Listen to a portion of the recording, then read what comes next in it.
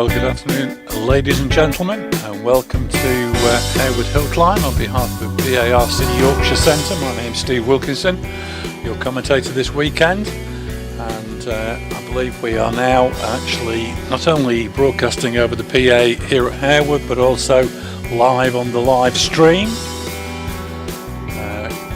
We do have a couple of changes to the programme that I've been notified about, so if you want to turn to page 13, and in class 6A, number 217 Richard Derrick has withdrawn, and number 216 Richard Jones, it's a change of car and class for Richard. He's now still running as 216, but it's an Elva Mark 7 with the Ford twin cam engine, and he's running in class 6B alongside James Baxter. We also have a change that I've spotted, not yet notified because we're still only practicing for the British Hillclimb Championship meeting tomorrow, but on page 27, number 714 and 14, David and Robert Wilson, no longer in a Lotus Elise but driving a 1.9 litre Peugeot 205. There were one or two other people missing in action, as it were, from practice this morning. So we'll just have to wait and see if they've been a late arrival at Harewood or whether they'll be here at all this weekend. The morning started off very breezy. We did have a little bit of drizzle during first practice, and although the track did seem to get a bit greasy, we didn't have too many incidents, certainly down at Farmhouse where I was spectating.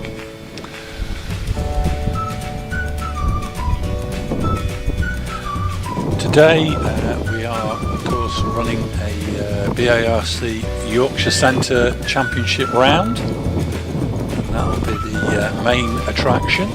We also have one further practice run for the British Hillclimb Championship contenders, competing tomorrow, and tomorrow we will also have not only our normal British Hillclimb Championship meeting, but we also have the addition of the British Hillclimb Championship Tin Top Challenge. The first two rounds of that are tomorrow, and we've seen quite a few splashes of publicity, certainly online.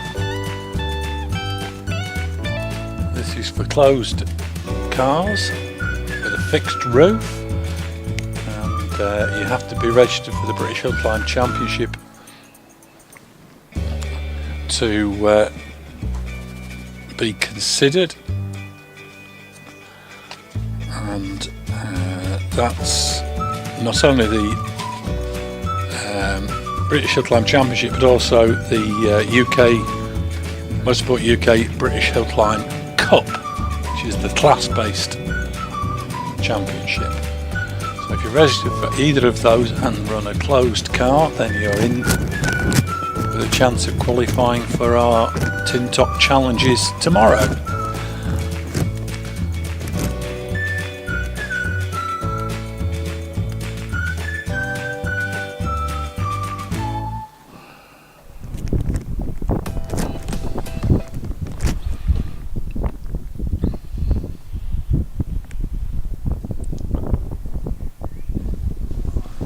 So we're just waiting for the first batch of cars to be sent down to the start area. We did have a few incidents this morning in practice. We also had a few people having some very quick runs as well. One in particular, Robbie Birrell, who is not competing this weekend in the Gould, but has switched back to his Porsche Cayman GTS, now running in class A2, and he was inside the class record this morning in practice, but of course that doesn't count. He'll have to do that again tomorrow. We had a few cars spinning. Alan MacDonald on his first practice run spun at Country Corner. we also had Richard Brandt in the Force PT taking the scenic route round Country Corner.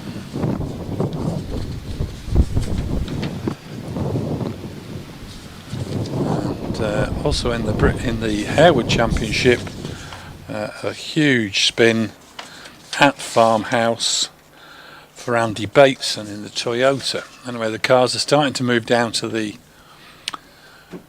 start area. The cars we'll see first of all are running in the Harewood Championship. We'll kick off with 3 shared cars. Leading the way should be Adam Riley in the Honda S2000. This is not his old car, which is here today in the hands of Rod Isles, but this is Carl Jackson's car, which is a 2-litre turbocharged Honda S2000 running in Class 1C. We have a couple of more shared cars and then we're back into the normal class running order, starting with the up to 1400 road going saloons. So sitting on the start line at the moment, Adam Riley getting lined up. He is the class record holder in Class 1C with his old car, so it'll be interesting to see how close he can get to that time today.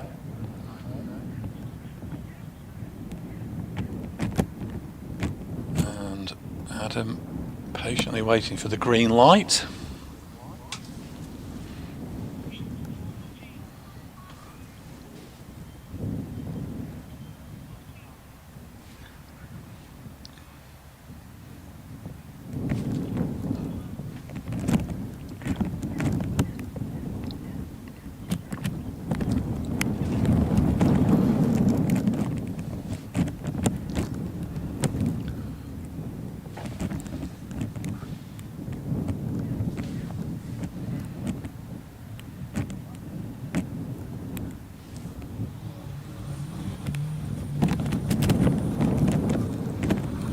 And away we go. First competitive run of the day. Adam Riley off and running. The Honda S2000 through Clark's, dropping down the hill towards the S's.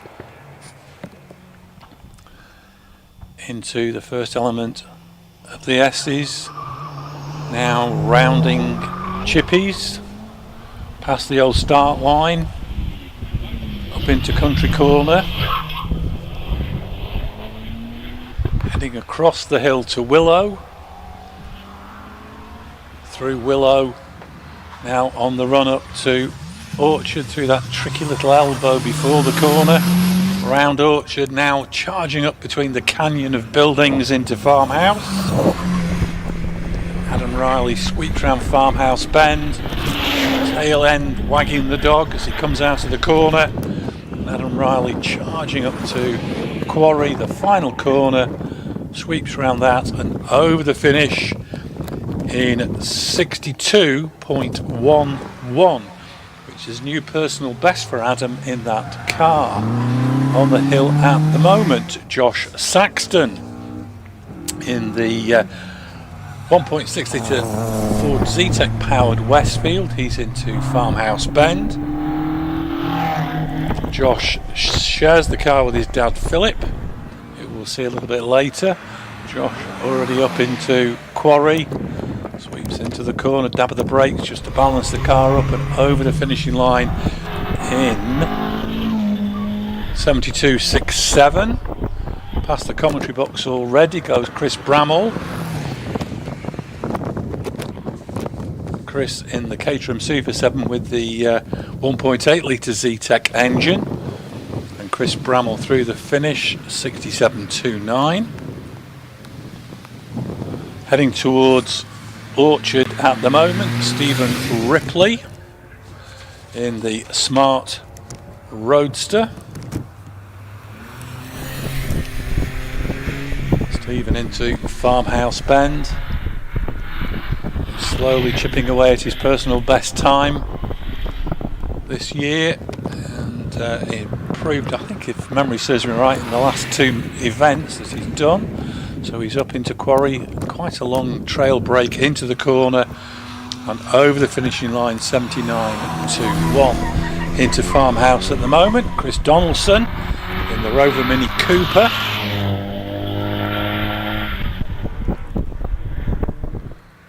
Seemed to be a little bit labouring on the gear change as he went up the straight towards Quarry. Into Farmhouse at the moment, Laura Houseman in the VW Lupo. Meanwhile, Chris Donaldson 67.32, a new personal best for Chris.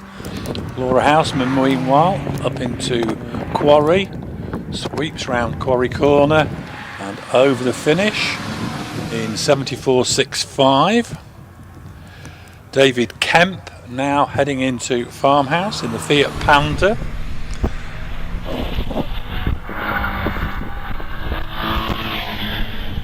He's on the run up towards the top part of the hill, just Quarry to negotiate. Into Farmhouse is Mark Laybourne in the Citroen Saxo. Meanwhile, David Kemp over the finish, 82.25 for David. Mark Laybourne into Quarry, a little bit of a lock-up as he goes into the corner, bobbles over the finish, 73.15. Out of Farmhouse already, we have Ryan Billington in the Peugeot 205. He's chased up the hill by David Taylor in the little Mini Cooper, Morris Cooper S.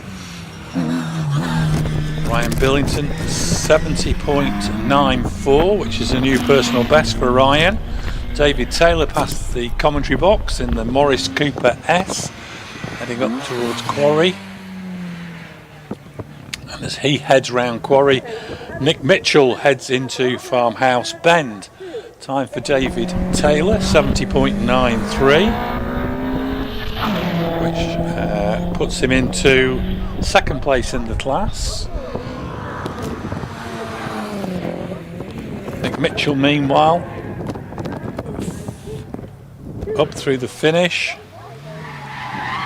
in 69.69.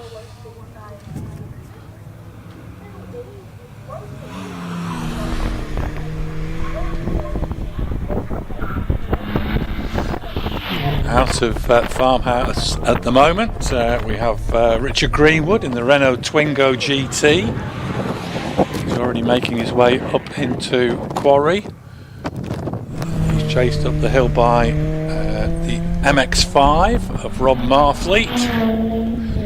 Richard Greenwood over the finish, 73.01. Rob Marfleet with the MX-5 crosses the finish line with a new personal best, 68.22.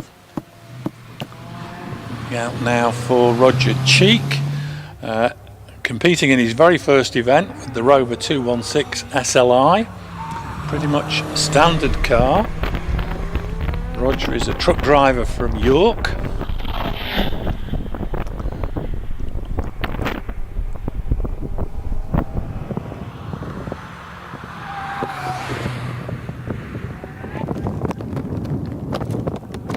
He's up over the finishing line, 78.61. Into Farmhouse at the moment, John Ellis in the Honda Civic Type R.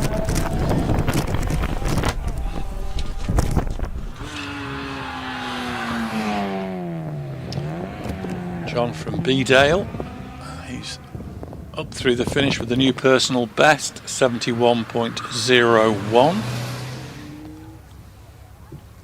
Out now for Paul Robson in the Mark III Toyota MR2, rounding Farmhouse.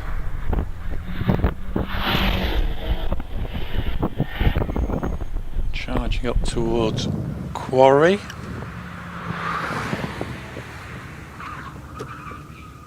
Sweeps through Quarry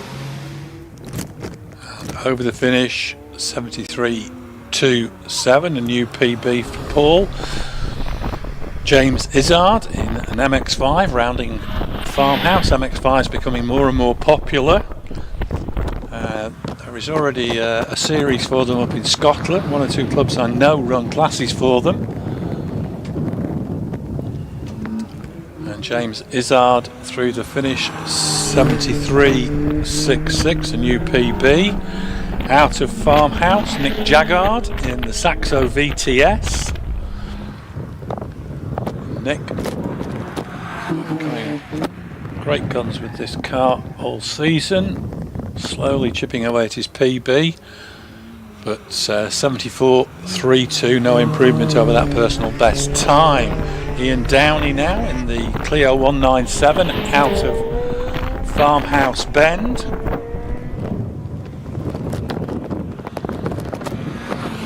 Looking to break the 72nd barrier if he can, but that's slipping away from him with a 73.52.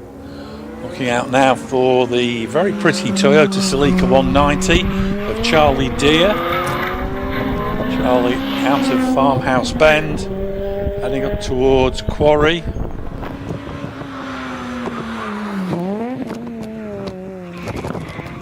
Hard on the brakes into Quarry and over the finish, 69.52. Heading towards Farmhouse at the moment, Shane Jowett in the second of the Civic Type R's in Class 1B.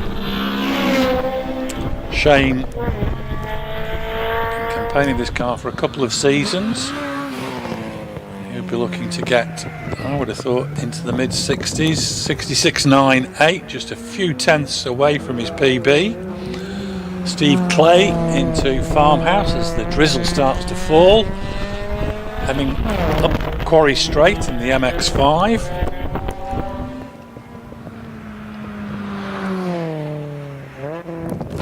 Hard on the brakes into Quarry and sweeps over the finishing line, 67.32. David Sykes into Farmhouse in the Peugeot 205 GTI.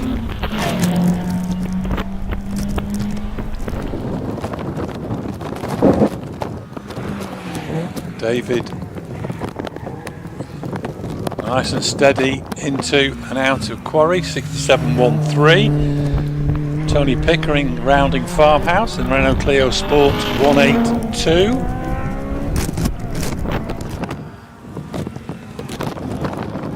And with this drizzle, I suspect PBs will be out of the question. 67.48 for Tony Pickering. Into Farmhouse at the moment. David Marshall in the Peugeot 205 GTI. Set a new personal best at the last meeting, but I think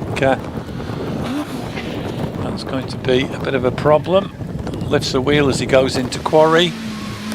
Over the finish, 65.55. It takes him into the lead of the class. Into Farmhouse at the moment, Michael Thompson in the Honda S2000. Class winner at Barben a few weeks back.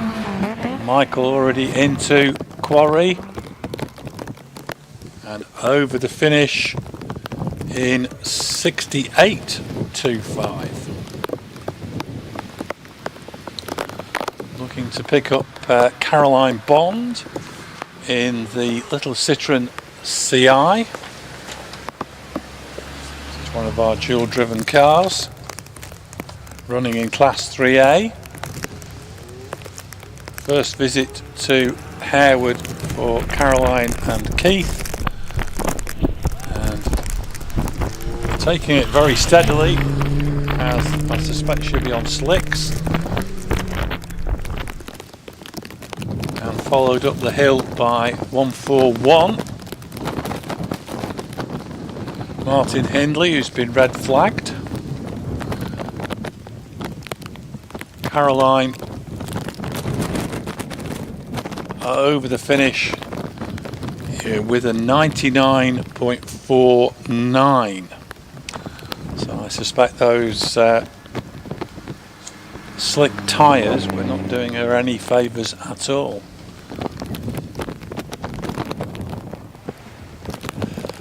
So Martin Hindley and Anthony Spate were both red flagged.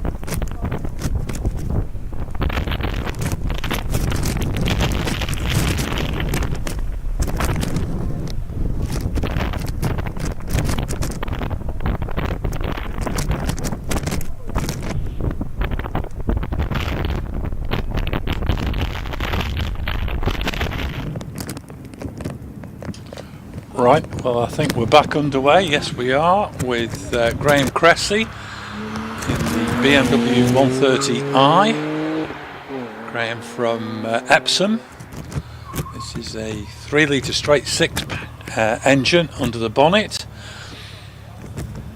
Graham winding his way through the S's into and out of chippies, heading up into Country Corner, across the hill to Willow,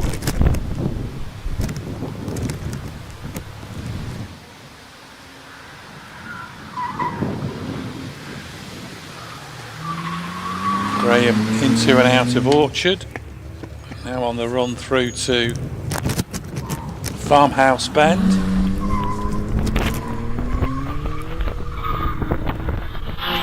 Graham powering his way up towards the top of the hill.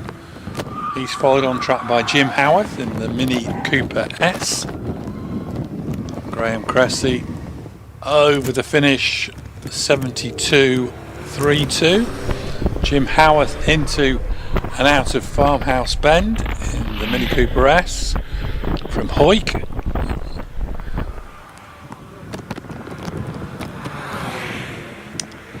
And Jim sweeps through the finish. And it's 73.22. Carl Jackson in the turbocharged Honda S2000, now powering his way up to the top of the hill. And Carl over the finish 64.24. Simon Howarth into and out of Farmhouse with the Mini John Cooper Works car, 1.6 litre turbocharged engine. Simon goes very deep into Quarry and over the finish 69.47. Andy Bateson gets round Farmhouse this time. The MR2 Turbo, an import from Japan where the turbocharged option was available, not available in the UK. And Andy over the finish 68.63, 2 seconds away from his PB. Terry Deere in the Talbot Sunbeam Lotus, charging up towards the top of the hill. Terry sweeps into Quarry and over the finish 69.37. Glenn Shaw, former class record holder in the 350Z.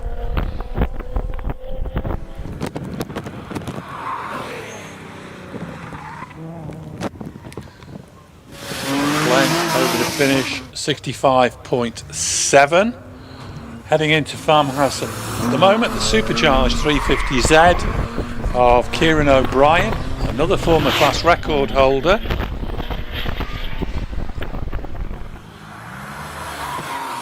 Kieran hard on the brakes into Quarry and over the finish 65.94. Trying to pick up the next runner on track, that's Martin Hodgson.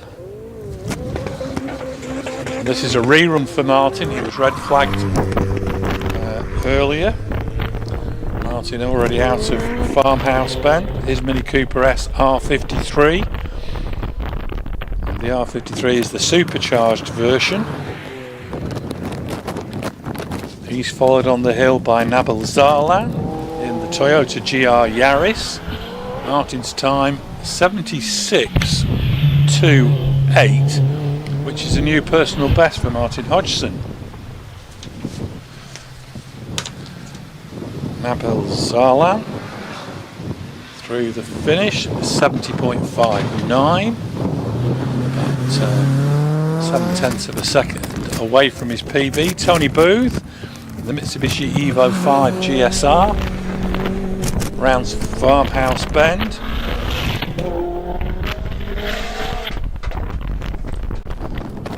Popping and banging his way up towards Quarry. over the finish, 67.24. Chris Beresford all the way from London with the Impreza. Time to beat to go into the lead of the class. That's 67.24 we just saw from Tony Booth, and Chris Beresford grabs the class lead with a 63.42. Looking back down to Orchard, we see Philip Saxton in the Zetec powered Westfield heading towards Farmhouse. We saw son Josh in this car earlier. Josh did a 72.67, so that's got to be the time for Philip to beat.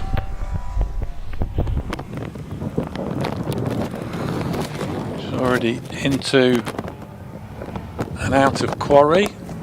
Heading into Farmhouse is Roger Legg in the Sigma powered Caterham 7. Philip Saxton's time 74.28. Roger Legg meanwhile heading towards Quarry, sweeps through Quarry and over the finish, goes into the lead of the class with a 70.88. Heading towards Farmhouse at the moment, John Reed in the MEV Exoset. This runs a 2-litre MX-5 engine. John, a newcomer to hill climbing this season. He's done a few events here at Harewood. He's chased up the hill by John Heseltine in the Lister Bell STR. John Reed's time 78.5. John Heseltine meanwhile over the finish 66.52, takes him into the lead of the class. And now into Farmhouse, Matt Bramall in the 1.8 litre Zetec powered Caterham Super 7. Time to beat is that 66.52 just set by John Heseltine.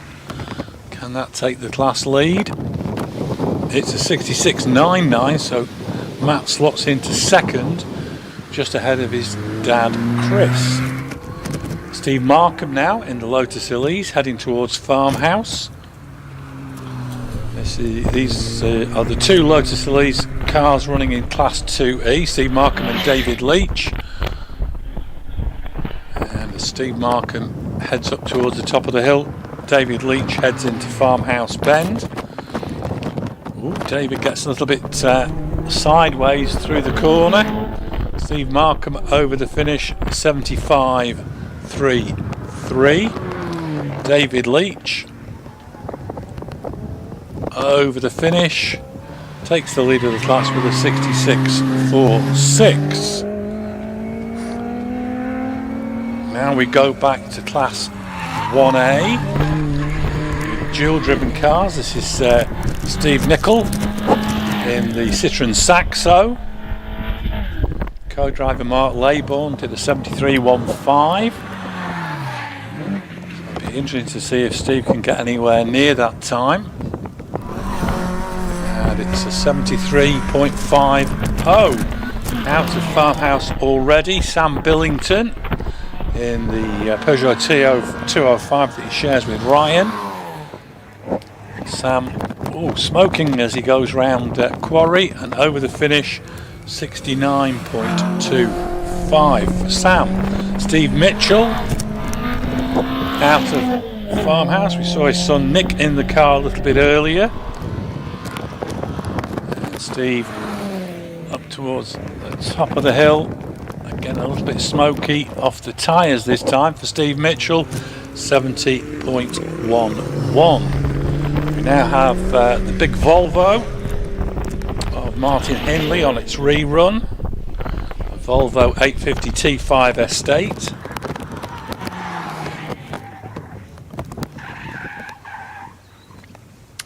And he's followed on the hill.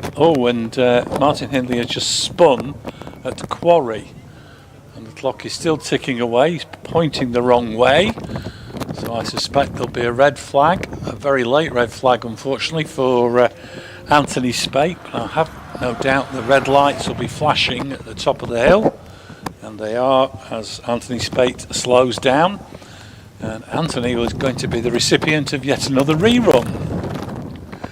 Martin Hindley, however, did get across the line eventually, 92.97, which included, I would imagine, at least, yeah, he lost it going into the corner, dropped the left rear wheel onto the grass and rotated twice. And then we had a little bit of 3-point turnery to get back over the finish line. So Anthony Spate we'll see later.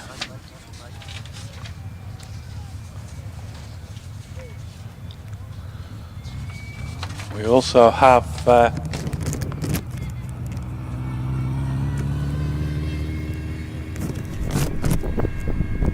couple of Formula Fords on the hill who have been red flagged.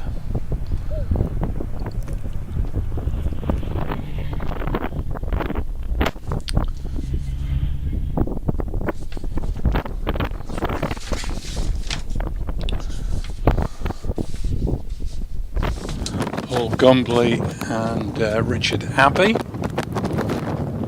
will unfortunately have to, I think both of them will be going to the top of the hill.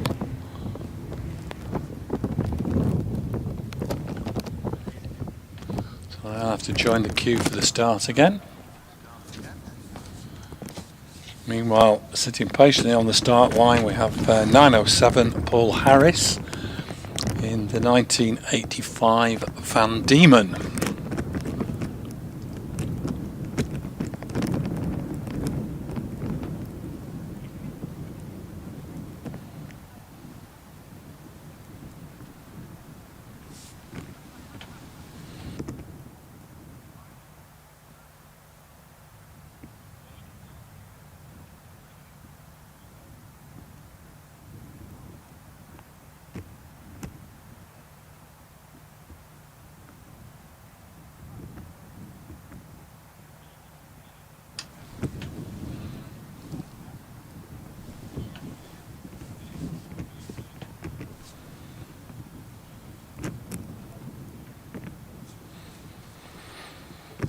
We still have the red flag at the bottom of the hill.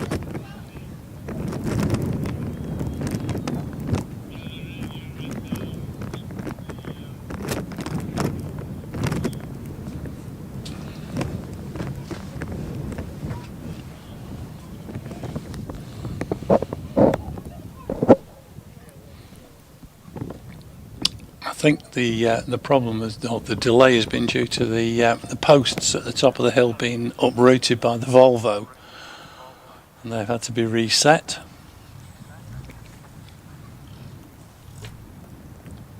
So as soon as the track is clear, we'll be back underway.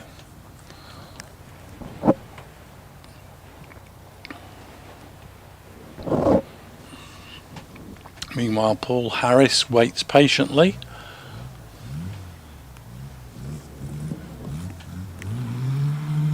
And he's away, off the line. Through Clark's, dropping down towards the S's.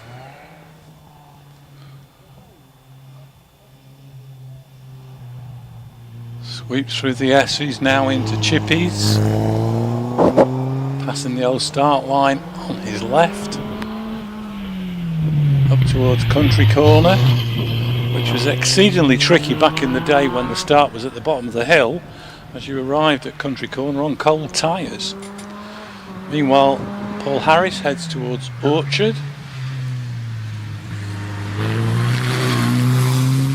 Through Orchard, now on the run up to Farmhouse Bend.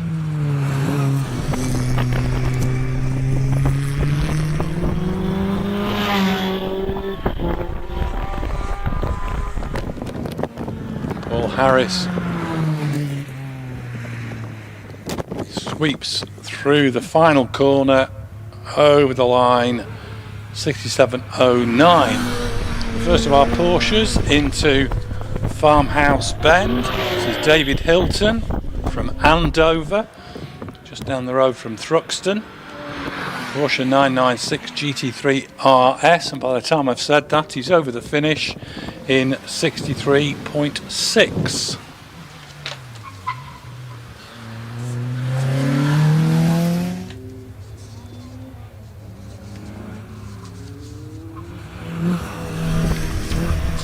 Out now for Zoe Shearman. Zoe out of Farmhouse in the Lotus Exige.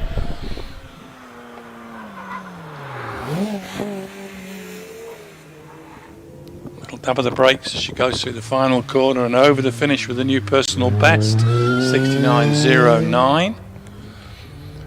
Peter Vincent now winding his way towards the top of the hill with the supercharged Vauxhall VX220.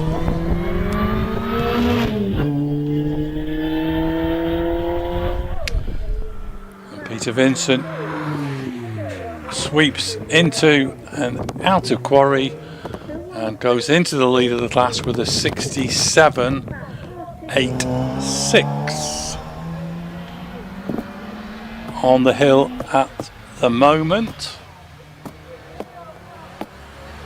Heading into and out of Orchard is Keith Bond in the Citroen C1.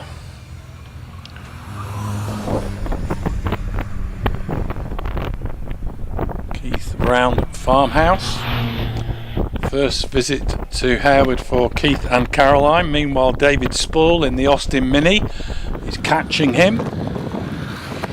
Keith Bond, meanwhile, little dab at the brakes, settles the car down and over the finish in 86.4. David Spall, meanwhile, already into quarry. He sweeps across the finishing line in 69.52. Roy Balderson round Farmhouse Bend in the Morris Bodspeed Mini. Serial class winner here at Harewood with this little car. He's owned it for 40 years and been campaigning it for most of that time. And Roy, over the finish, goes into the lead of the class with a 66.79. Out now for the first of our Class 3B mob prods, and that's Derek Jones Senior in the Ford Escort Mark 1.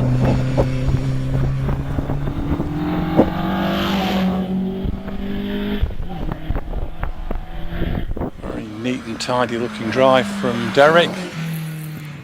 Already heading into quarry and over the finish with a new personal best, 74.2.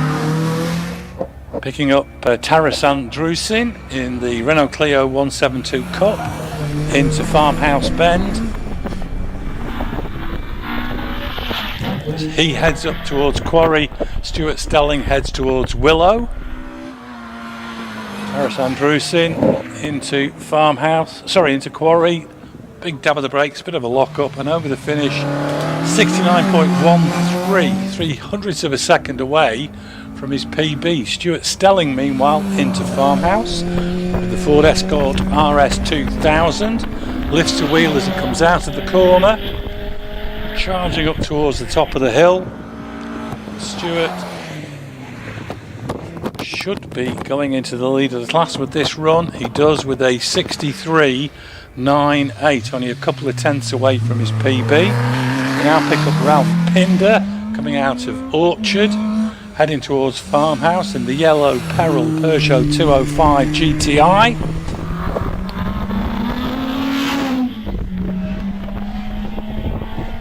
.63.98 the time to beat for Ralph, and it's going to be a little bit slower than that. Ralph over the finish, 67.25, slots into second place behind Stuart Stelling.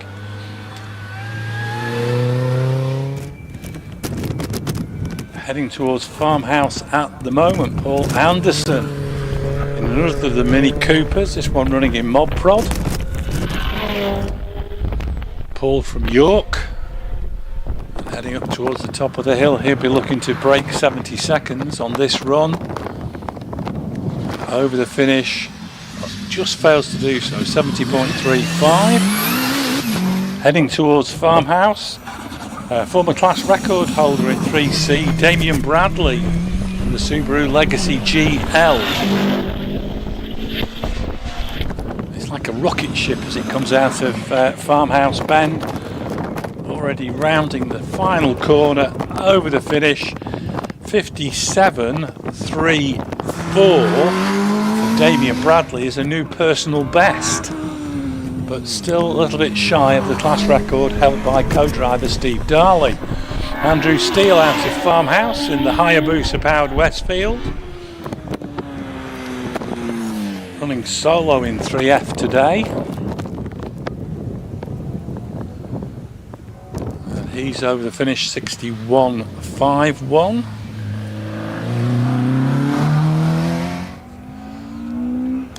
Looking out now for Rob Pallett in the Ginetta G20. This runs a 1.8 litre Ford Z-Tech that's mildly tuned. Rob been campaigning this car for a couple of seasons. I think, if memory serves me right, he had a V8 G33 before this. He's over the finish, 67.45, gets to within a tenth of a second of his PB. Graham Beale now in another Ginetta. This is the G33. This runs a 2.3 litre Ford YB Turbo, so more torque and more power. And Graham Beale up through the finish. Simon Green into Farmhouse Bend with the Westfield. Graham Beale, 64.18, goes into the lead of the class. That's the time that Simon Green now has to beat in the Duratec powered Westfield. Little dab of the brakes, he's through the finish, and it's a 59.38 to take Simon Green into the lead of the class.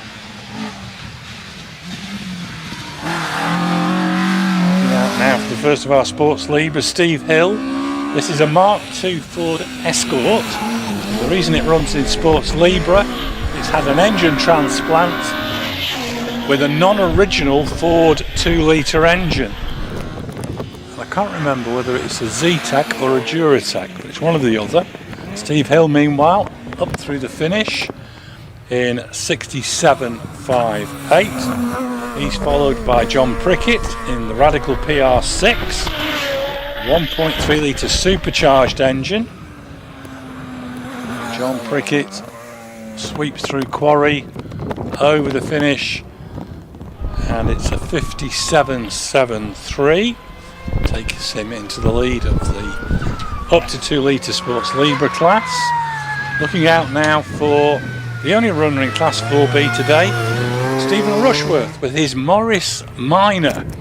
It's not just an ordinary Morris Minor, it's got a supercharged MX-5 engine under the bonnet, and a rather fancy, the rear wing on the back as well helps. Certainly keeps the back end down. At the first meeting this year he was struggling with rear grip, but that T-tray rear wing has done the trick. And he's through the finish with a new personal best, 74.48 for Stephen Rushworth. And marshals are out on track at the moment, so there'll be a little delay.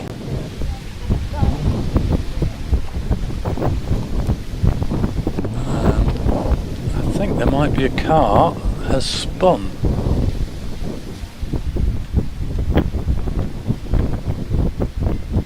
Appears to be a car stopped on the infield on the way up towards Country Corner.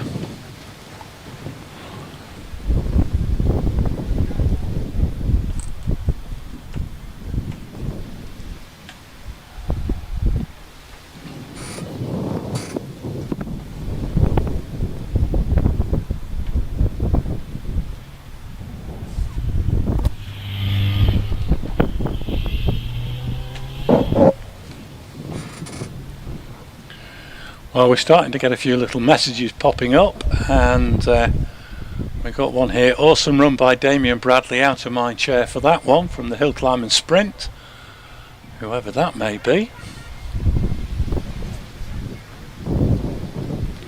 Greetings from foggy Maine in America from John Hirak. Enjoying the broadcast tremendously. Well, hopefully I've got your name right, John.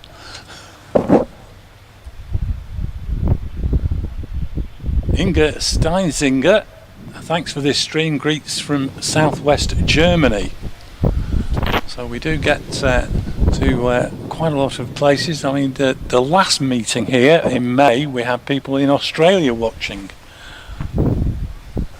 And another message here, many thanks to the brave and stoic folk in Orange. Well, on days like this, the one place you don't want to be is stood next to the track marshalling. It's a thankless task, and I have great admiration for all the lads and lasses in Orange who are here today.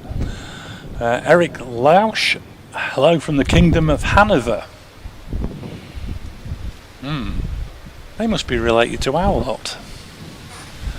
Hello dear friends from B and Tom in Munster in France. So again, we're getting lots and lots of call outs from people around Europe and in America. So the Australians haven't clocked in yet, it might be a bit early for them.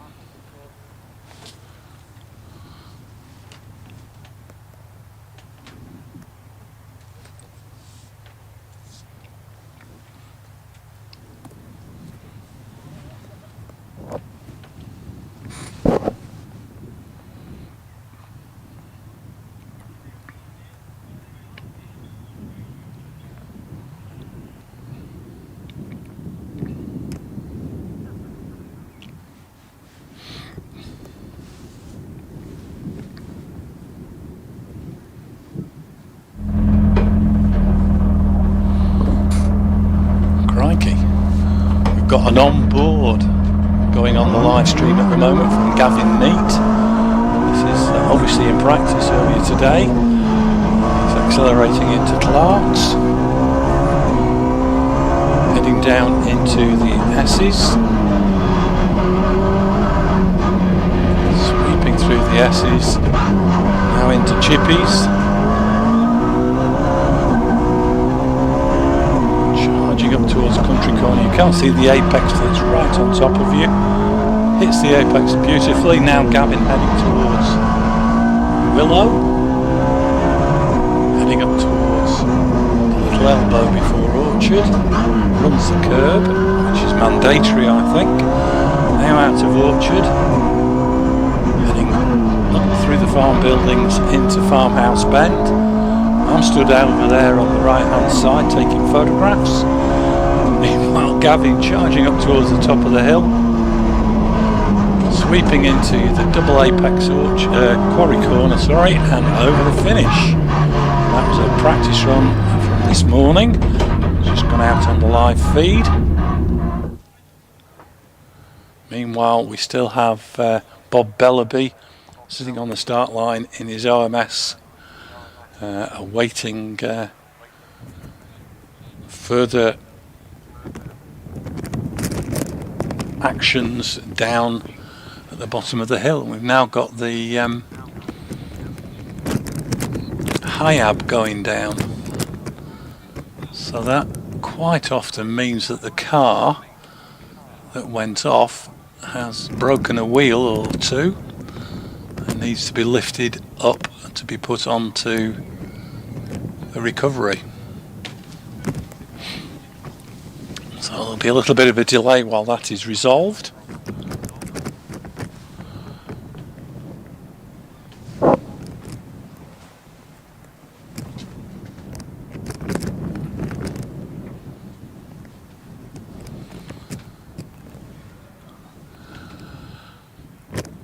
I'm wondering if the HIAB is being driven by Steve Darley, getting a little bit of extra practice.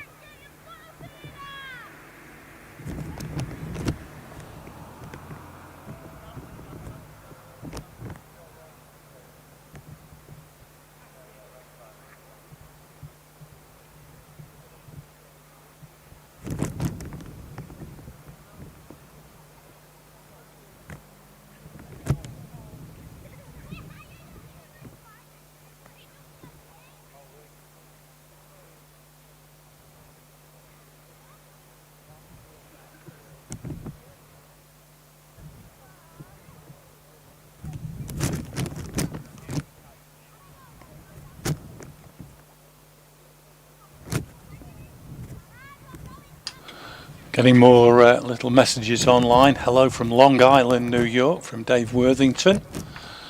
I've been to Long Island, very picturesque.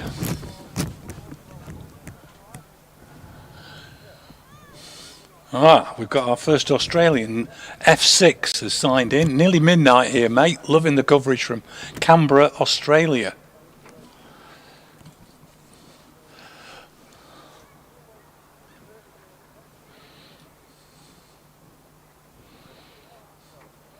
So if any of our viewers online have questions they'd like to pose, I'll see if I can make up an answer. Meanwhile, we've got a view of probably the most coveted farmhouse in Yorkshire on the screen at the moment. And we've got a message in now from Nissan Dory. Hello from Northern Ireland. Many thanks for the coverage. Well, you're welcome.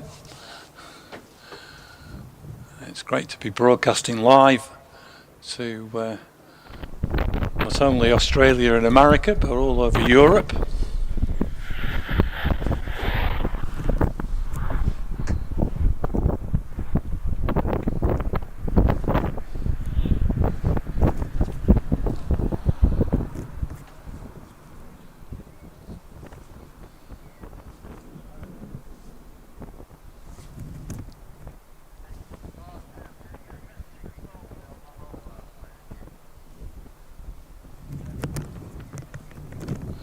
And we've got Potato Wraith signing in from Nebraska.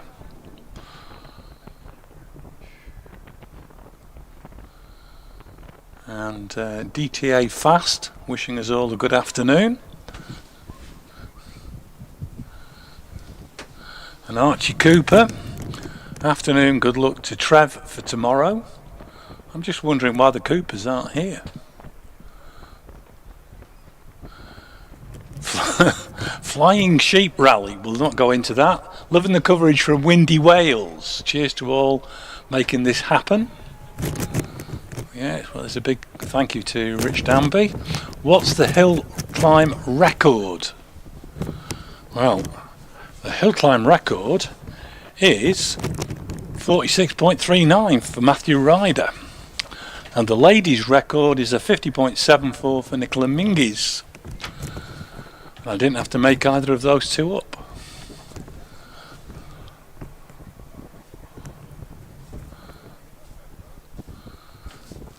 So we still have the extraction going on down at the bottom of the hill.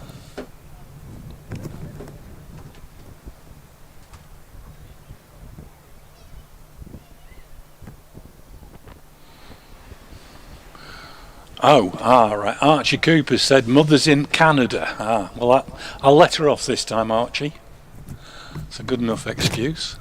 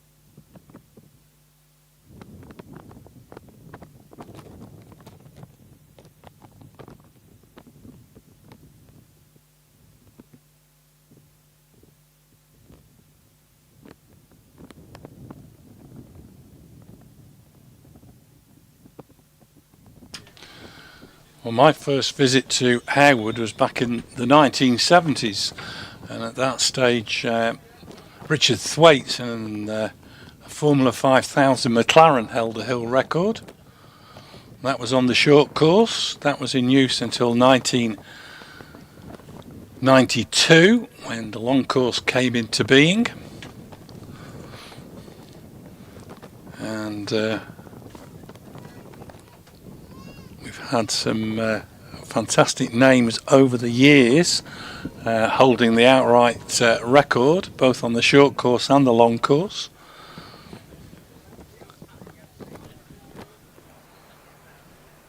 Tony Lanfranchi in a Mark 6 Elva set the first hill record back in 1962, and since then I think the big stepping off point really was 1964 when Peter Westbury in the four-wheel drive Ferguson P99 broke 45 seconds for the first time. That was on the short course.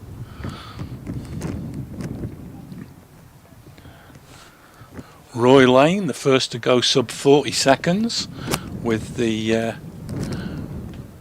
McLaren M10B that he ran. I think, if memory serves me right, they had a 5.5 litre Chevy V8. And the final short course record before we moved over to the long course was set in 1986 by Ray Rowan at 35.44.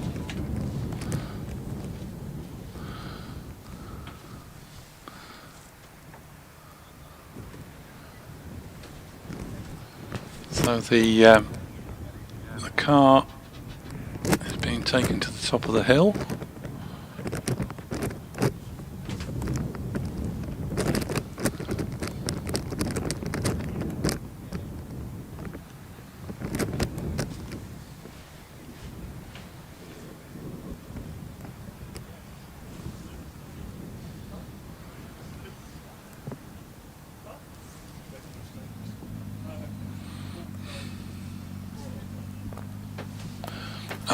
Now another one signing in, Eric Humphries, my mate from Portugal. I remember Eric with his Locator, I think it was a Lotus 7 if memory serves me right, and then he moved on to a Ralt RT3, and I believe that's the car you can see in his little photo next to his name. And the Jedi heading up towards the top of the hill on the back of the recovery.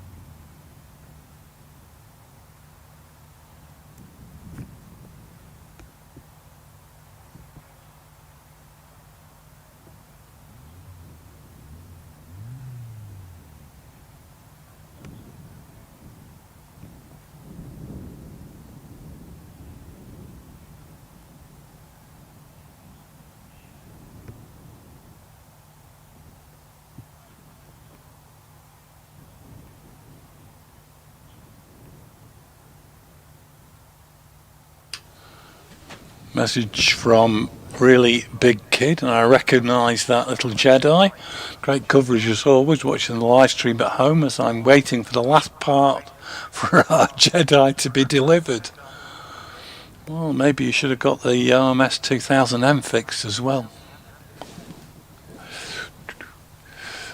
Good afternoon from Jersey and the Channel Islands, Adrian Passman.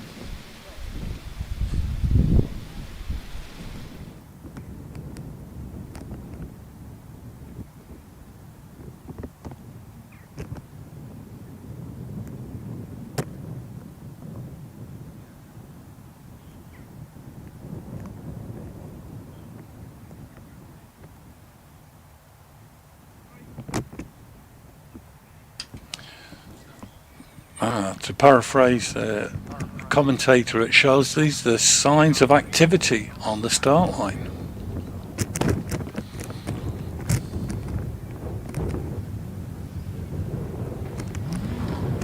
So Bob Bellaby off and running with the OMS 2000M. This runs the ubiquitous Suzuki GSXR engine. Bob down into the S's.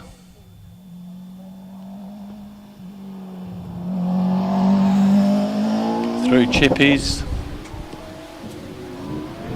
and heading up into Country Corner, and as Bob heads towards Willow, Emma Rayston is off the start line in the Empire 00. Emma from Guernsey.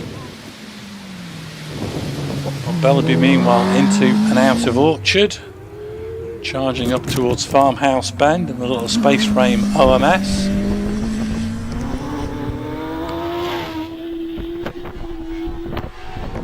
Bob en route to Quarry, sweep through Quarry and over the finish 59.9. Emma Rayston into and out of Farmhouse in the Empire.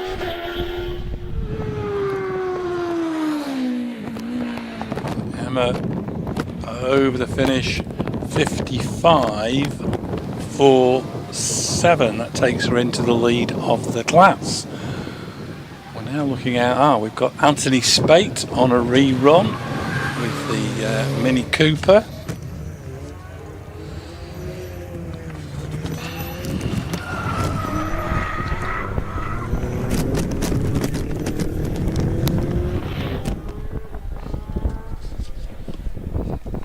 And Anthony already heading up towards the top of the hill.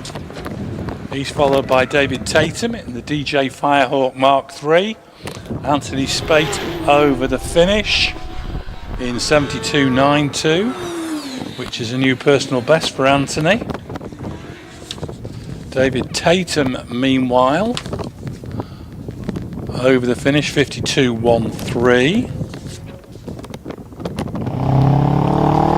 which takes him into the lead of Class 5A. We're into the Formula Fords, and we've got reruns first off for 904 Paul Gumbley, rounding Farmhouse Bend in the 1993 Swift.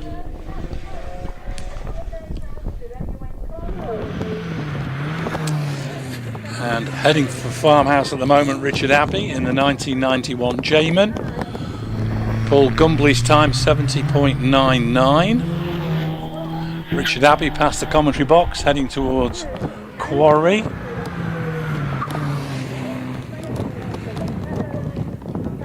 And Richard Abbey over the finish 67.01 takes him into the lead of the class for the time being. Carol Nichols now heading for Farmhouse in the Mark IV Nike from 1968. This is the oldest of the Formula Fords here today. Carol, her father built the Nike single-seaters and sports cars.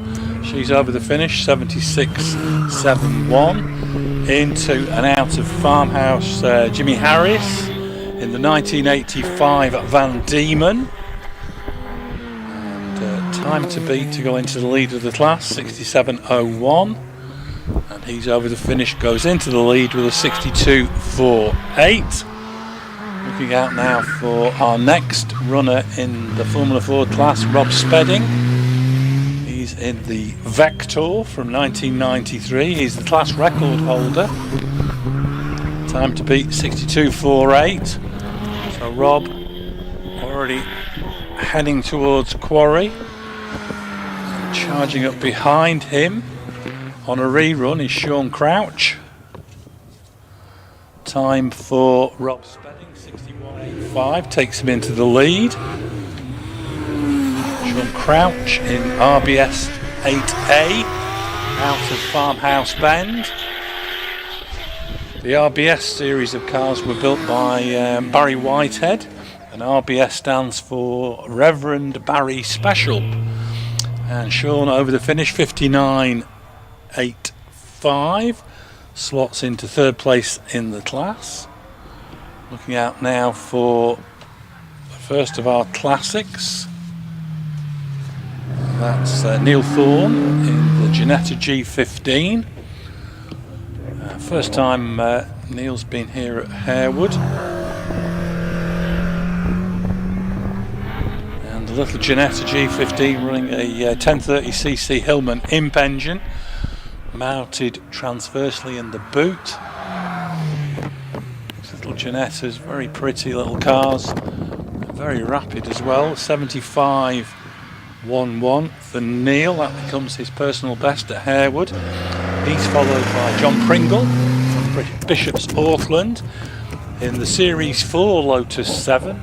Quite a lot of people reckon that this was the most impressive of the Lotus 7s, whilst production was with Lotus. And I think it was John Bolster said it handled better than any previous Lotus 7 that he'd driven. So John Pringle up towards the top of the hill, and John over the finish, 78.83, and that establishes his personal best. We're now looking out for Glenn Collier in the Mark III Davrian Imp. He's up into Country Corner. Glenn from Leeds, regular here at Harewood.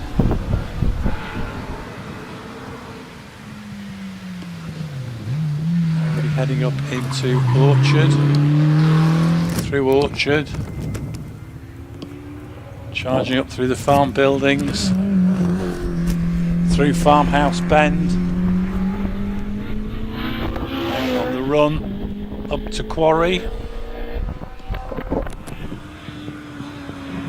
Collier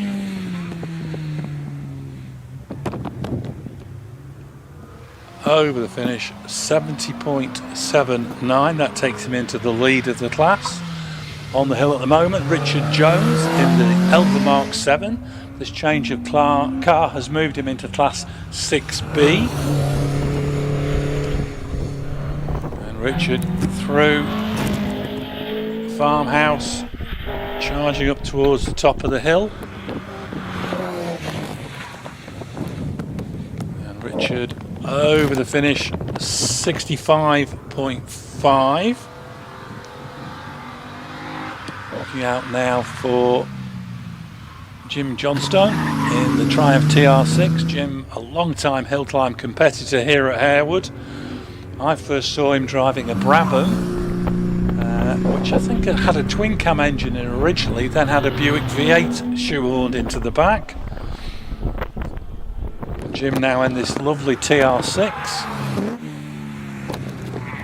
He's up through the finish, 69.5. Heading towards Farmhouse, James Baxter in the Cooper T90 Formula 5000, 5 litre Chevrolet V8. James, the class record holder, with a 60.93. And he's up and over the finish in 62.58, which takes him into the lead of the class ahead of Richard Jones. We have a spinner down in the S's, and that's Philip Marfleet in the unique Tadek TC5. And he's ended up in the gravel trap down in the S's. And this was Philip did the track day, the test day should I say, here in April, and this was to be the competition debut for the Tadek, but for its first time run that's going to be unfortunately a fail.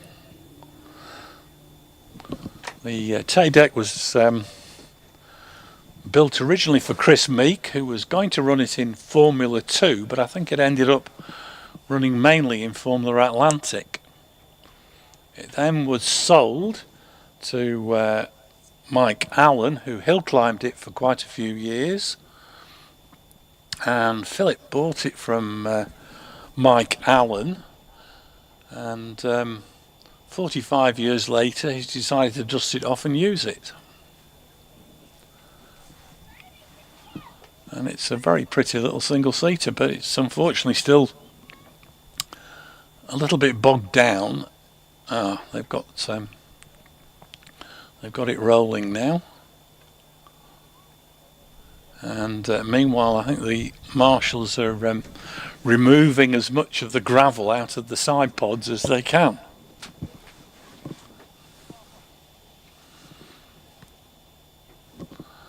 Because the last thing you want is a car to drive up the hill spraying gravel all over the place.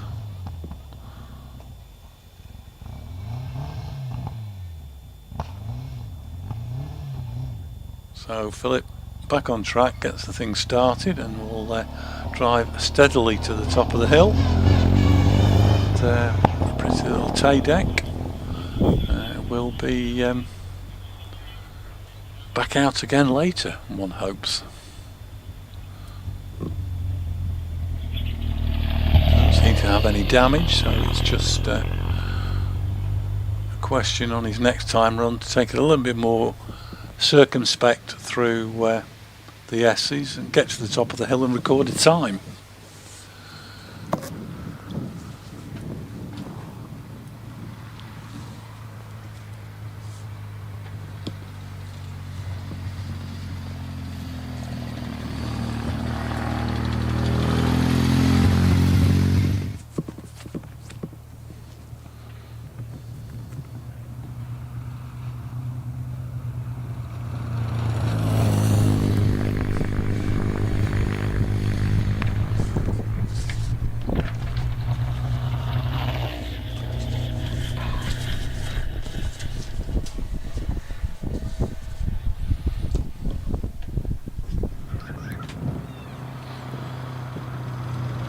Tadek slowly getting up into the top part of the hill.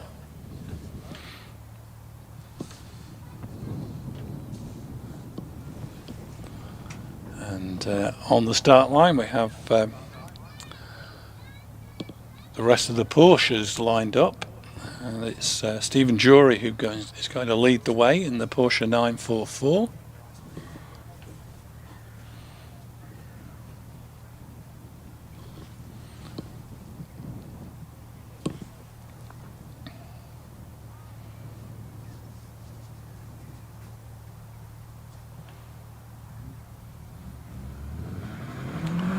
And Stephen Jury off and running through Clark's, dropping down the hill towards the S's.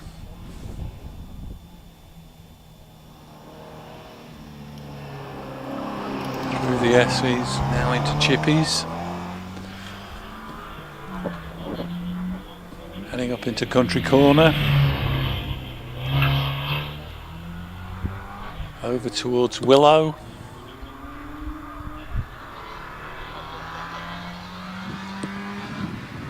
Now through that tricky little elbow before Orchard Corner. Powering his way up through the farm buildings into Farmhouse Bend. Time to beat.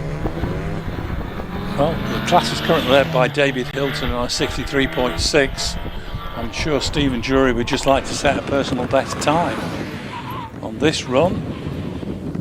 And over the finish, slightly off that time, 67.77 for Stephen Jury. Heading towards Farmhouse at the moment, Martin Leach in the Porsche 911E Outlaw. And what that is, it's an American term. Basically means that this is a 911E which has got a lot bigger and more modern engine shoehorned into the back. Because if memory serves me right, I think the 911E was a 2-litre. So Martin Leach over the finish, 68.8 is a new personal best for Martin. Graham Rose charging into Farmhouse Bend now in a 924S.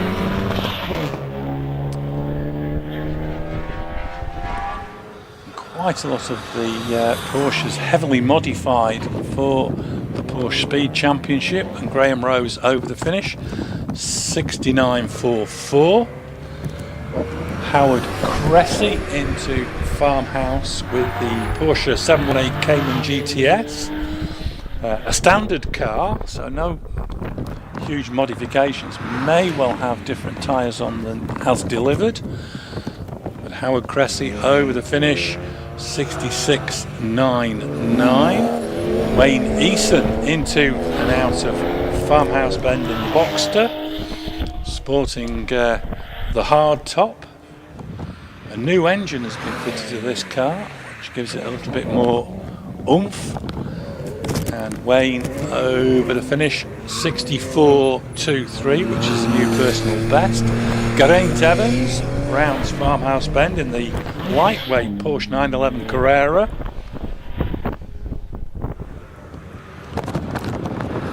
Geraint, a Welshman, but now living in Sheffield. Geraint over the finish, 66.71. Carl Lopton into Farmhouse Bend, the garage proprietor from Lincoln with his Porsche 944.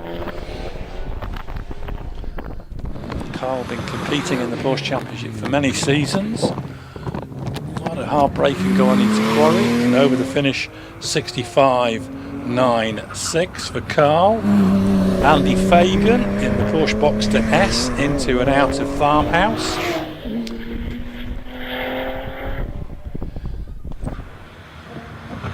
Andy charging up towards the top of the hill through the finish in 64.15. Now hang on to your hats, folks, it's Tim Barber, class record holder in the Porsche 996 GT3 RS. Time to beat, that's set by co-driver David Hilton at 63.6. What can Tim do? It looks like he's going to break that time.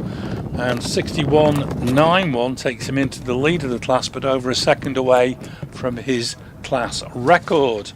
We now move back to Formula Fords, where we have some reruns, or sorry, not reruns, these are competition runs for the shared drives, who ended up being a little bit late. Sam Gumbley leading the way in the 1993 Swift, due to the red flag that Paul got. Sam has had to come to the line a little bit out of order, but nevertheless we'll be getting possibly a lot better conditions than were laid down when the Formula Fords were out earlier. So Sam Gumbley already heading towards Orchard. Sam into and out of Orchard. Meanwhile on track we've got Andrew Abbey in the 1991 Jayman. Sam Gumbley into and out of Farmhouse Bend with the Swift.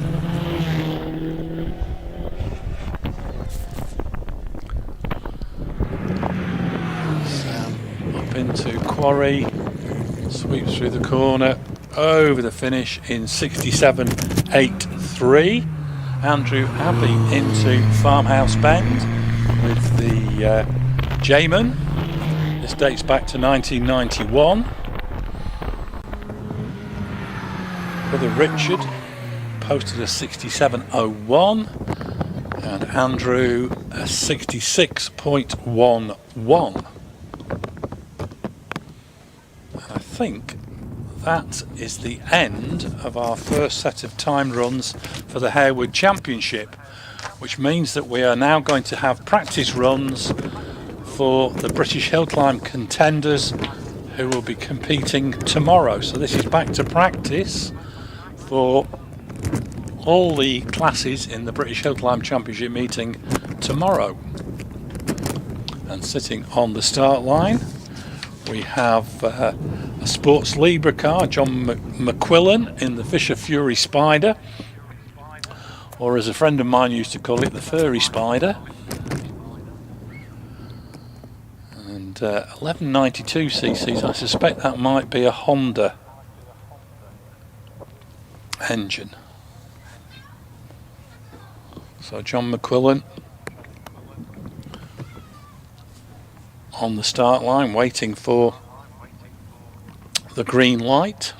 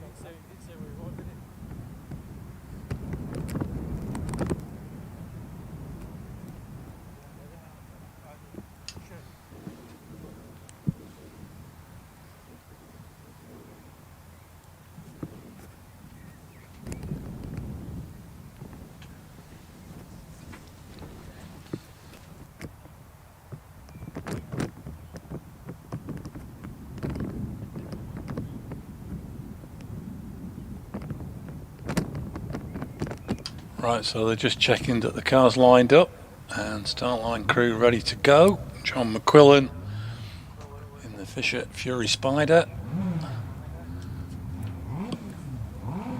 Revs rise and he's away.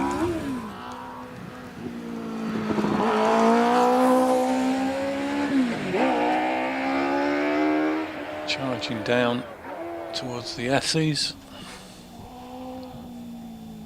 Sweeps through the S's, rounding chippies, named after the long-time Bark Yorkshire Centre member Chippy Stross. Pulling into and out of Country Corner, across towards Willow.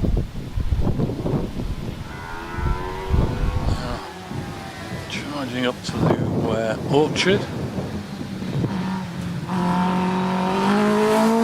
Through Orchard, up into Farmhouse Bend,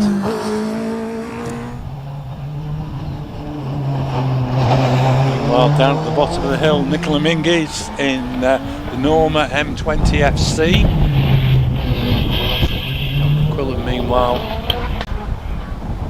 charging up to the finish, through the finish 69.75. Nicola Minguez meanwhile in the Norma that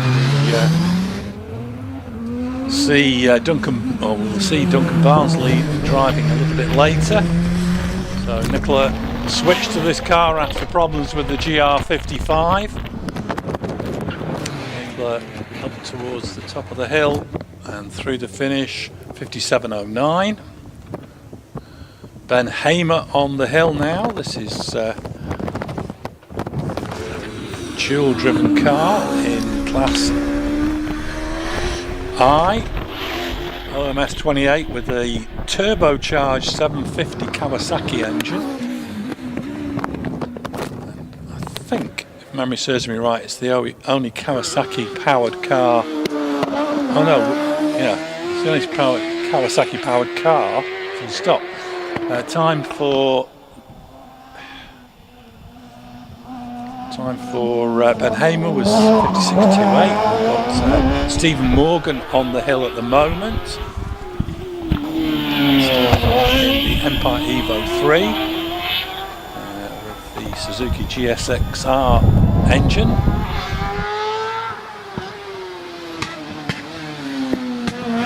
Into and out of Orchard, charging up towards Farmhouse Bend.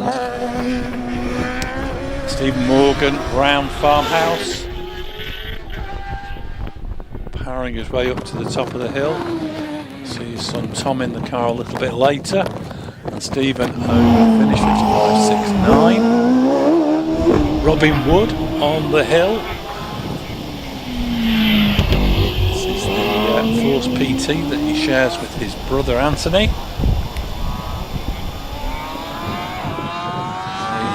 The two brothers got FTD and second FTD at Barbican recently. Robin into Farmhouse Bend.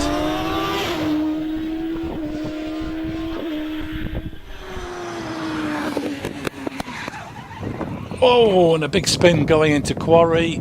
Pulls it up on the track. Finally gets it started. Can he get a gear? Now the marshals are rushing to his aid because he can't seem to get a gear or get the car started now. So the red flag will be out for Richard Summers and Richard Weaver. So we're getting a replay on the live feed. And Robin Wood charging into the corner. And just a little bit too much steering input, I think. And the back end goes light, spins him round. And he's actually pointing at the start line and then stalls the engine. So the car has been pushed away and the marshals now are out sweeping, as there's a lot of grass being dragged, blades of grass should I say, dragged onto the track. That's been cleared off, and Richard Summers having to go to the top of the hill.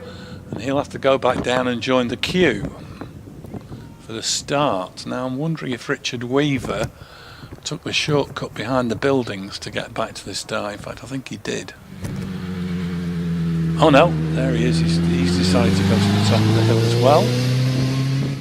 So those two cars will have to go straight down the access road and join the queue for the start.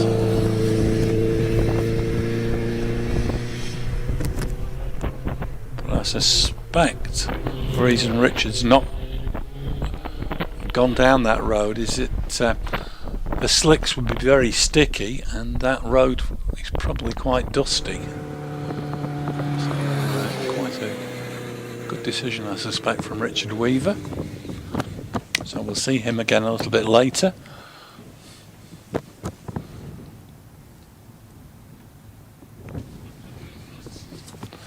Meanwhile, sitting on the start line, we have number 772, Jonathan Flesher from Harewood in the OMS 28. They were due to make their debut with this car back in May, but it wasn't ready in time. So this is their first event here at Harewood with the vehicle.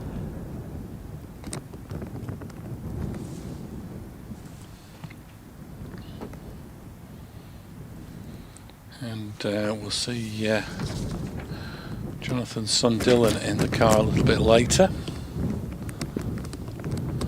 One of the big advantages of hill climbs and sprints, of course, is that you can share the vehicle and thus spread the costs. and I did quite a lot of share driving when I first started, and drove everything from a Peugeot 205 Rally to an OMS single-seater.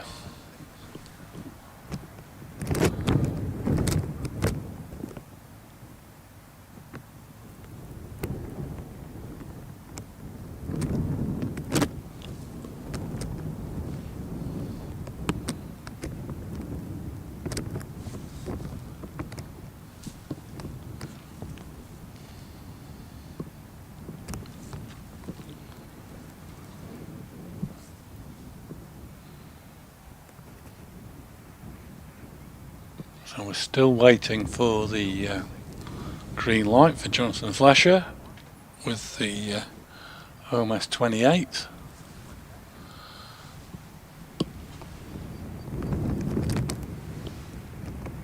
We have a red flag still at Country Corner and at I think at the first corner, not quite sure why.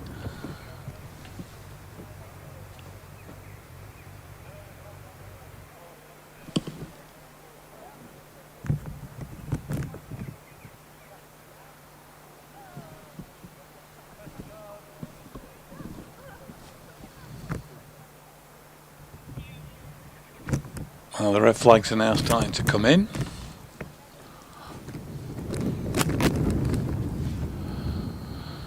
So we're about to get back underway. Jonathan Flesher waiting patiently for the green light. There he's away.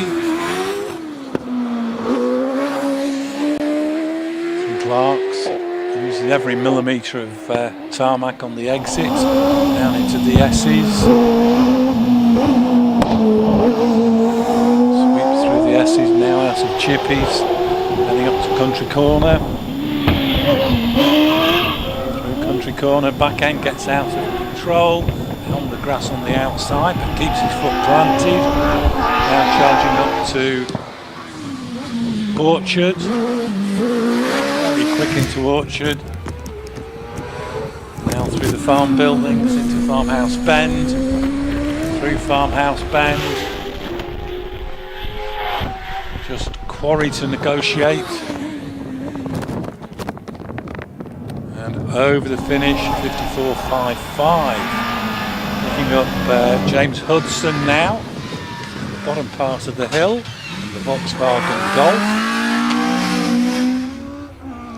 James from Ottery St Mary, which is a stone's throw from Wiscombe Park. James Hudson out of Farmhouse, charging up towards the top of the hill. Oh, goes very wide into Quarry and over the finish 66.37. Which is inside his personal best. Robert Wilson now into and out of Farmhouse in the Peugeot 205, not as in the programme a Lotus Elise. Robert into and out of Quarry 68.79. Picking up Jonathan Langmead, who's gone very, very slowly round Orchard and going very, very slowly, and in fact I think he may well have ground to a halt between, yes he has, between Orchard and Farmhouse. So red flags are out again, waving vigorously at Orchard, and Peter Siddle has been brought to a halt there. And meanwhile, down at the bottom of the hill, Peter Herbert in the Porsche 911 also been red flagged. He will make his way up the hill as well. We now have to wait to see what the problem is with Jonathan Langmead, whether that Lotus Elise can be restarted or if it needs a tow. Anyway, the marshals are with the car.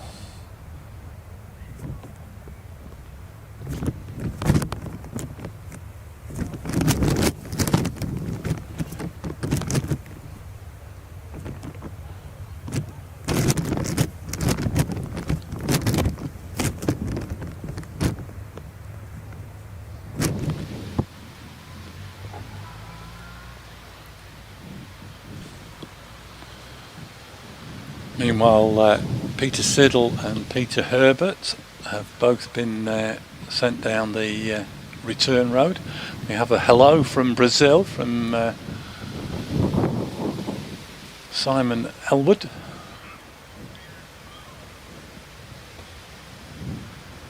Paul Wilkins says good luck to Team TQ. Wallace and Dunk, I think, are the only ones running today. Well, you're wrong, because Nicola is out there sharing Dunk's Big Norma.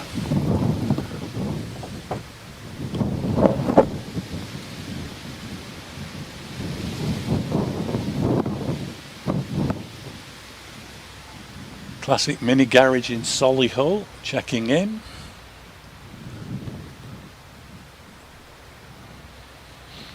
So we've even reached the darker recesses of the Midlands.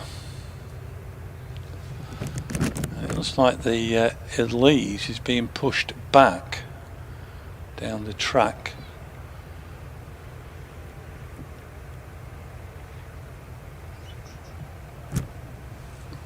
And I believe there is an access point there to the farmyard. Well, that car may well be out of the way quite quickly.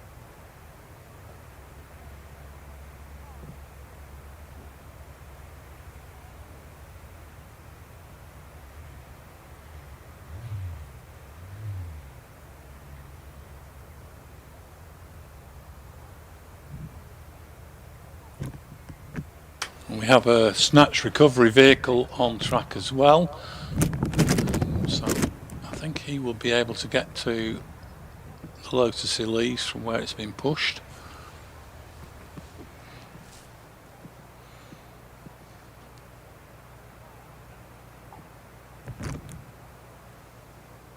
Now I think the vehicle in question is doing a water run for our marshals. Keep them hydrated. So that could be the reason for this slight delay. Meanwhile, the marshals who've pushed the Elise away are returning to post.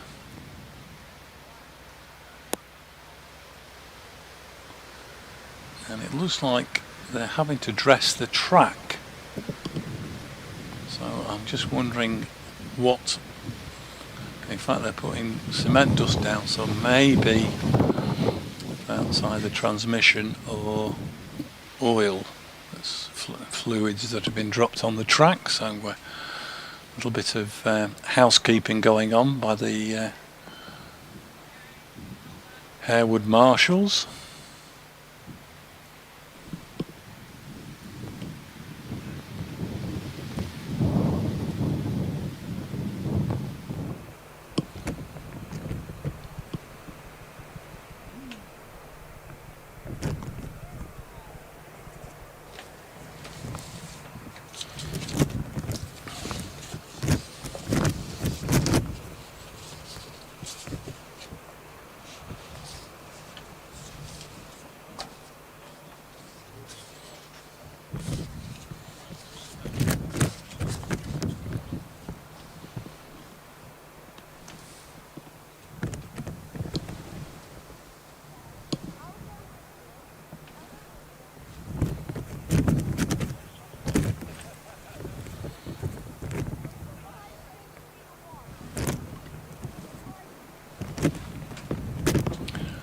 Richard Valpede, looking forward to seeing British Hillclimb here on Guernsey on the 22nd of July. Yeah, I need to get myself over to the Channel Islands one year to see the two Hillclimb Championship venues. Never been.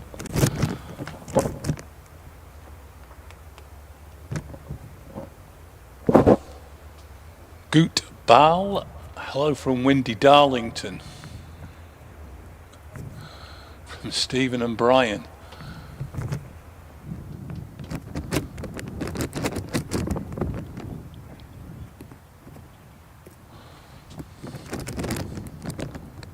Alright, so I think we're about to get back underway. Whoa, a little bit of a hesitation there for Phil James as he left the line in the Porsche Cayman. Dropping down towards the S's at the moment. Class A2.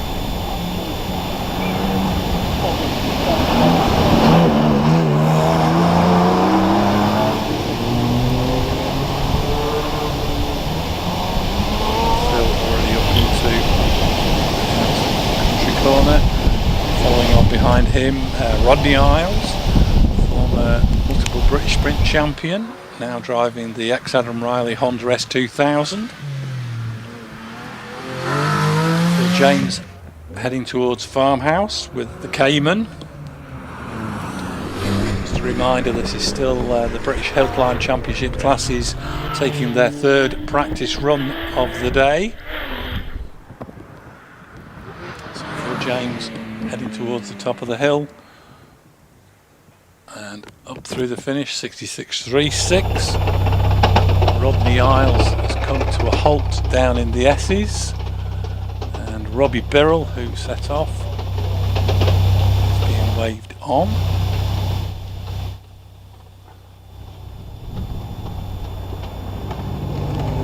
Not quite sure what the problem was there for Rodney.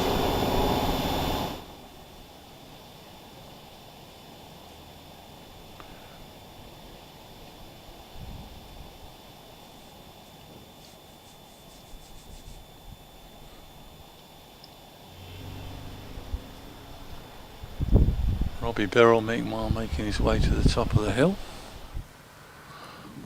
or is he? Oh, he's being asked to use the little cut through.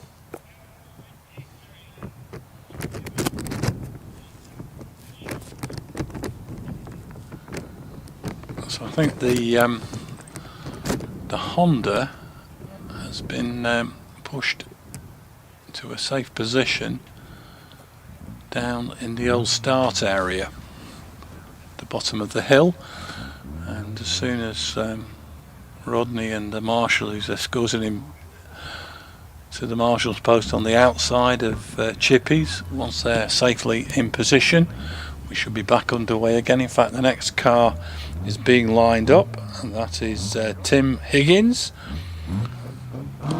from Oswestry Street, and Tim off and running, Tim the taxi, Vauxhall powered Westfield SEI, Tim down into the S's already.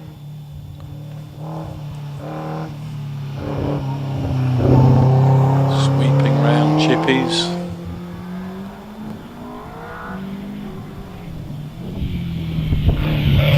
Country.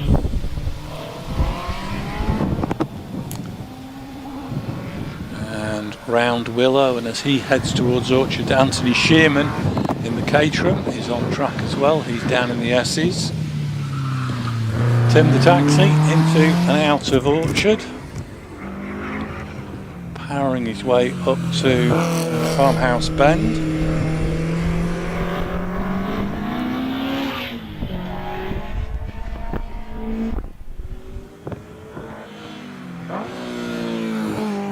Higgins over the finish, 69.93. Anthony Shearman meanwhile in the Caterham 310R out of Farmhouse already, heading up to the top of the hill and over the finish, 67.66. John Pick in the AMS Murtaya. This runs an Impreza four-wheel drive engine and gearbox and transmission. The Cornish Kick Car. This was built out of a 1993 WRX Impreza. John Pick over the finish, 65.64. Into Farmhouse at the moment, Ray Law in the Caterham 7 Super Sprint. This runs a slightly overboard 2-litre Vauxhall red top. And Ray into and out of Quarry, 65.85. That would have been a new personal best by over 2 seconds. Phil Tucker into Farmhouse Bend in the Vauxhall Nova. He was three-wheeling it round the corner during practice this morning.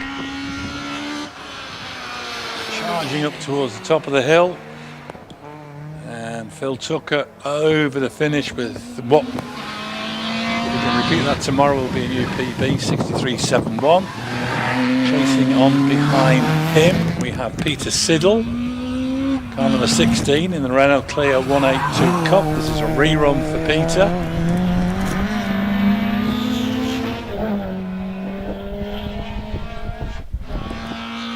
Heading to Quarry, goes very deep into the corner, back over the finish, 64.32. It's inside his PB. We now have Peter Herbert on his rerun with the Porsche 911.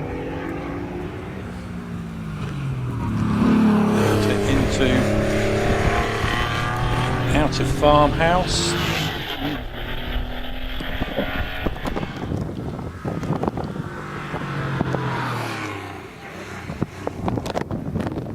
Super run through Quarry and over the finish, 68.43. Looking out now for Robbie Birrell in the Porsche Cayman GTS. He was inside the class record before lunch, but of course this is practice, so it doesn't count.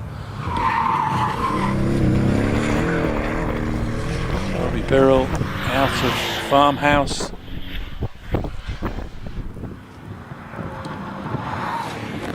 Charging up into Quarry and over the finishing line, 62.32, and that's over 2 seconds inside the class record, but unfortunately he'll have to do that again tomorrow for it to count. Eric Moray in this very, very pretty and well constructed Hillman Imp runs a 998cc turbocharged Imp engine, and this is an absolutely immaculate bit of engineering from Eric, and was going very, very quickly this morning.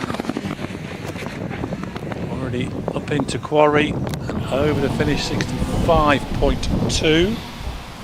He's being chased up the hill by Gavin Neate, who's the class record holder in C1 with his Peugeot 106. That's another one that was on 3 wheels round Farmhouse in the morning.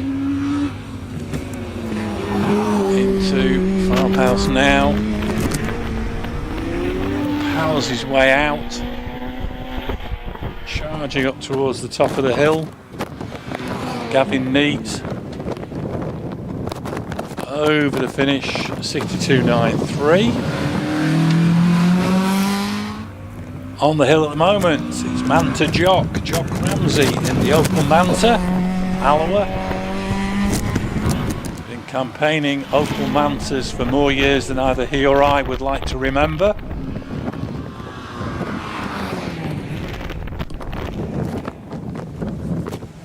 John Ramsey over the finish, 65.28, which is inside his previous personal best. He's followed on the hill by Jeff Twemlow in the Subaru Impreza.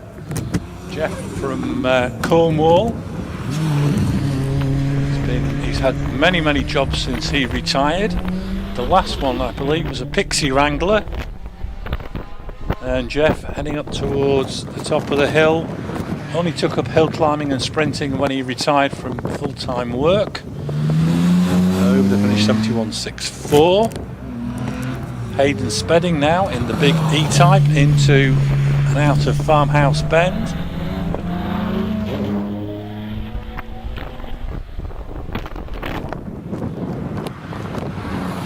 Hayden into and out of Quarry over the finish, 64.89. Into Farmhouse, Stephen Moore from Salisbury, former Gersten Down champion with the Mitsubishi Evo 6 RS, 2.3 turbocharged engine, and Stephen Moore over the finish, 60.18. Looking out now for Jonathan Williamson, all the way from Taunton in the Porsche 911 Carrera. Jonathan campaigned this car for many seasons in the southwest. I can remember seeing him at Wiscombe and also at Oddicombe in the past. Jonathan into Quarry, over the finish, 64.86. Heading towards Farmhouse at the moment, the first of our shared Formula Fords. This is Kirsten Dodd in the 1986 Van Diemen. Shares the car with Caroline Ryder. Kirsten up through the finish, 66.34. Heading up towards the top of the hill at the moment. And that looks very much like Richard Summers. And that is a rerun for Richard. He got red flagged earlier. He's through the finish. And the clock stops at 54.98 for Richard Summers. And Dave Uren off and running. Dave Uren sharing Darren Gumbley's Force TA this weekend after the Gould GR55 launched its gearbox. Dave Uren crossed towards Willow. First time he's driven this car in competition. Dave through Orchard.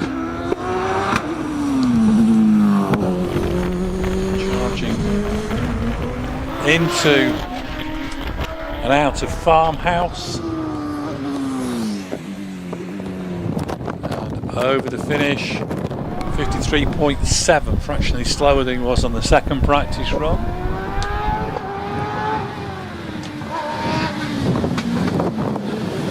Up into Orchard, another car on a rerun. This is Empire of Richard Weaver.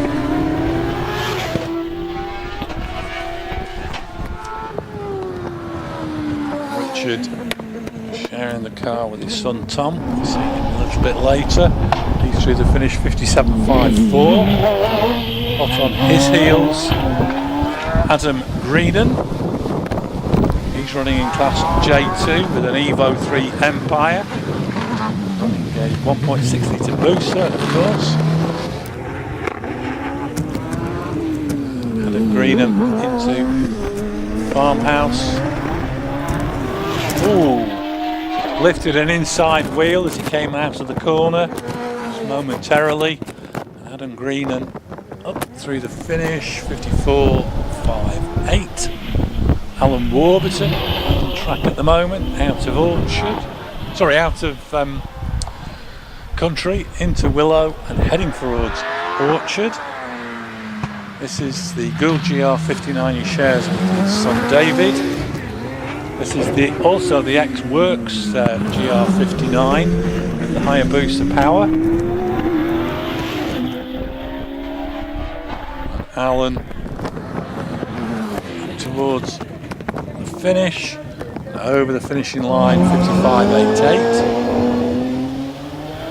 Trisha Davis, meanwhile, on the hill, the Force TA, a new car for the Davis family this year. Trisha and Terry still running the TKD YV8 2-litre engine. Trisha into Farmhouse.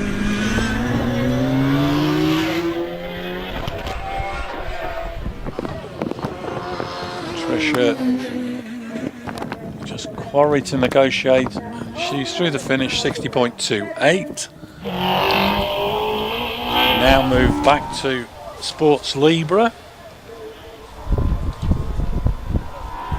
It's Mike West in the Fisher Fury Spider, co-driving with John McQuillan.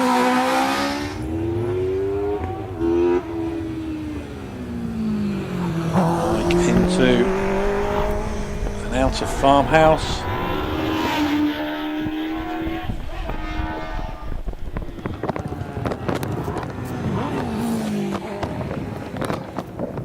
Right through the finish, 67.75. Heading towards Farmhouse at the moment, David Bickley in the Radical SR1.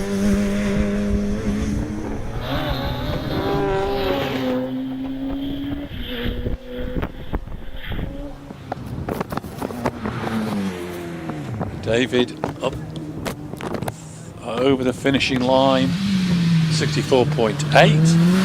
Chased on the hill by Alan MacDonald in the Force SR4, 1300cc supercharged booster engine. And Alan, Formula Grand Prix, Manx Grand Prix winner on 2 wheels, and over the finish, 58.57. Followed on the hill by Roger Moran in the Skoda.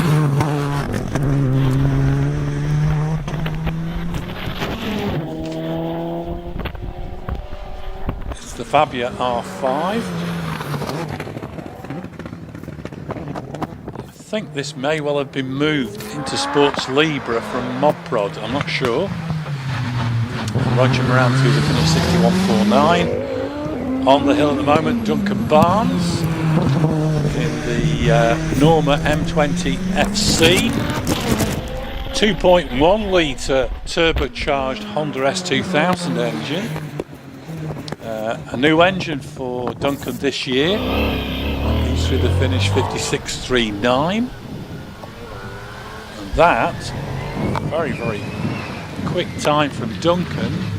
I think that might be the quickest we've seen so far today in Sports League. No, it was a 56.09 on his second practice. Simon Bainbridge, meanwhile, rumbling his way around Farmhouse Bend in the SBR Chrono V8. Runs a 4.2 litre turbocharged V8 Audi engine. Simon over the finish, 57.92.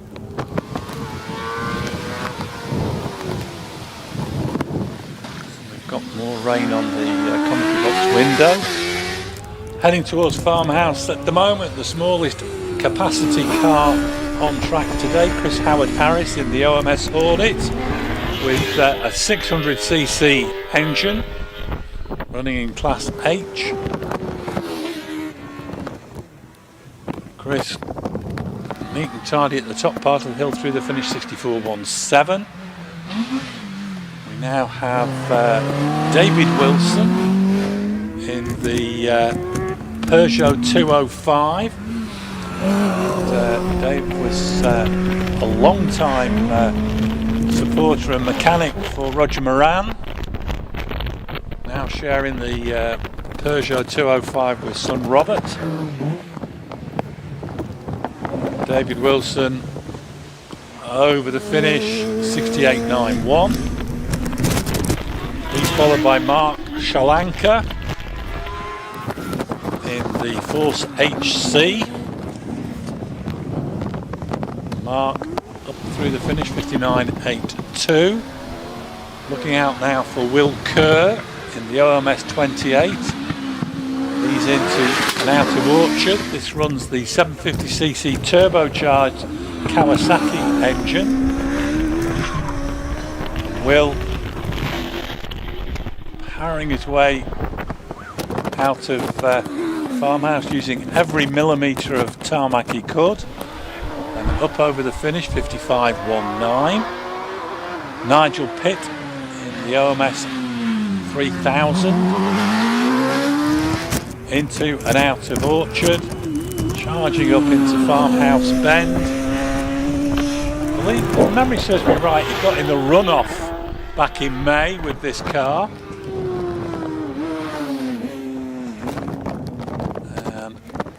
Round the final corner, 58.49. Looking out now for Gavin McLaren. This is a Space Frame OMS 2000M, the ex-Clive Austin car that's now got a high nose and also fitted with an extra long cockpit. Gavin out of Farmhouse.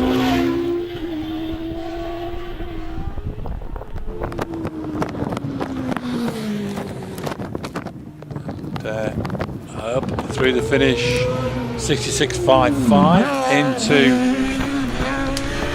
and out of Farmhouse at the moment. Tom Morgan in the Evo 3 Empire Suzuki GSXR motor. He's through the finish, 54.45.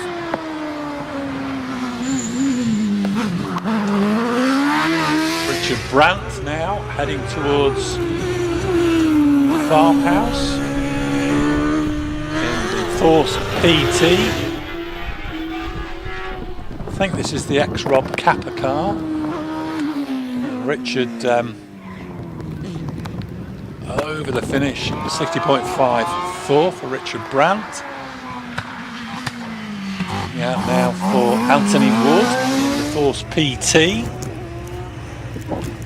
I think at one time this was owned by the Summers family.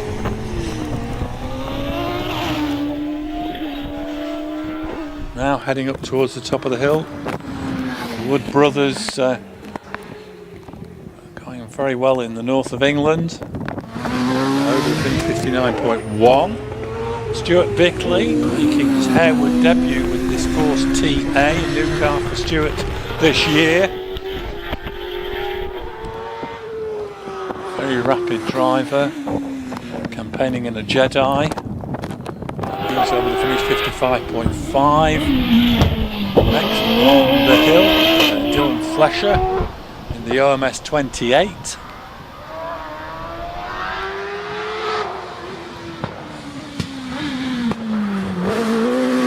Dylan out of Orchard into Farmhouse.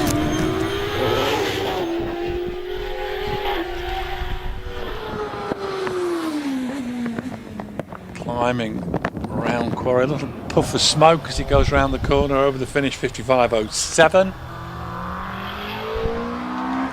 Heading towards Orchard at the moment, Joy Hoyle.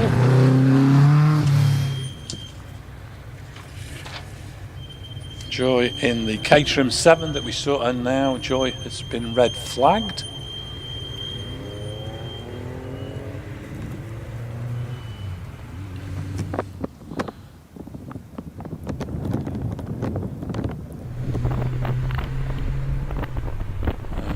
Heading up the hill at an abated pace, so Joy will have to join the queue for a rerun, having got beyond Orchard.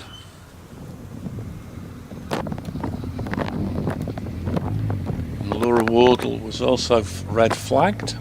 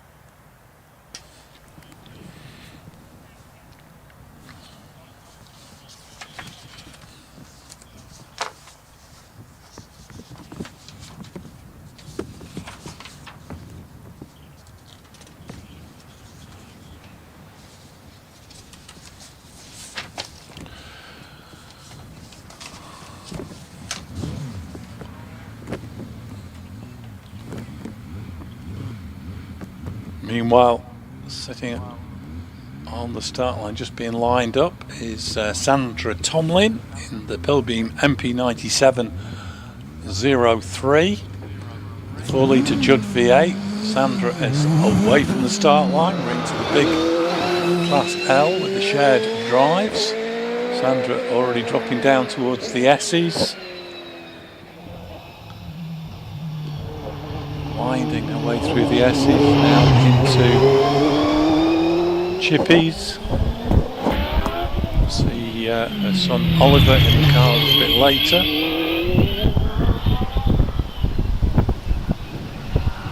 Out of Willow, heading towards Orchard.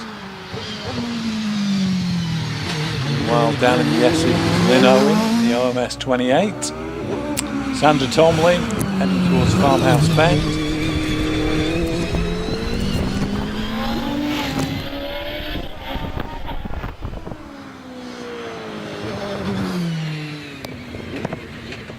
Sandra over the finish, 59.03. Lynn Owen into and out of Orchard in the OMS 28. This runs the RPE V8 3.2 litre. Sorry, 3.2. This one is it? It's the 2.7 litre version. And Lynn heading to the top of the hill.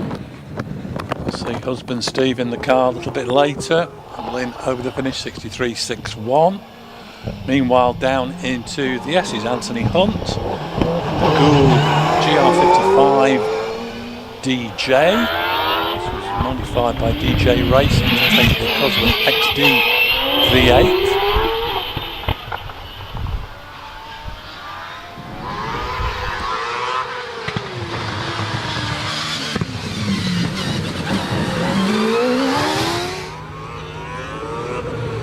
Anthony Hunt carrying his way into Farmhouse Bend.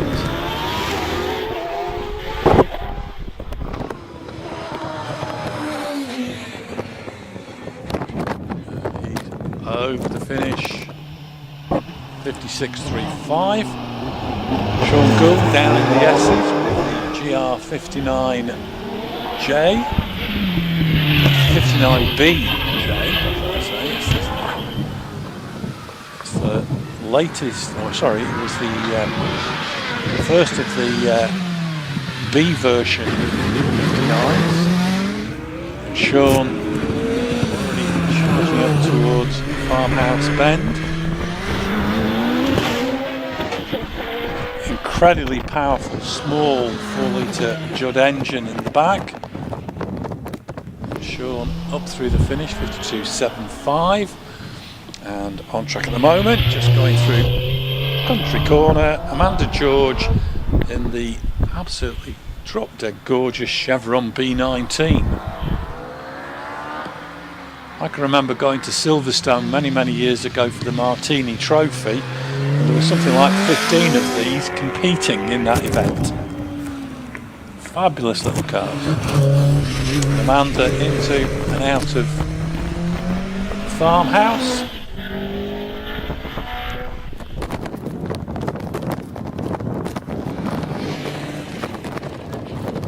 Into Quarry and over the finish, 67.82. We now go back to the Formula Ford class and heading towards Orchard. Sam Wilson in the 1990 Jayman uses all the track and maybe a little bit of the grass on the exit. Sam into Farmhouse.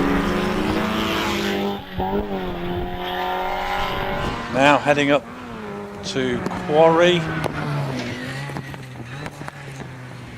Sam Wilson over the finish, 65.79. Bernie Kevell meanwhile heading towards Farmhouse Bend in the 1990 Van Diemen.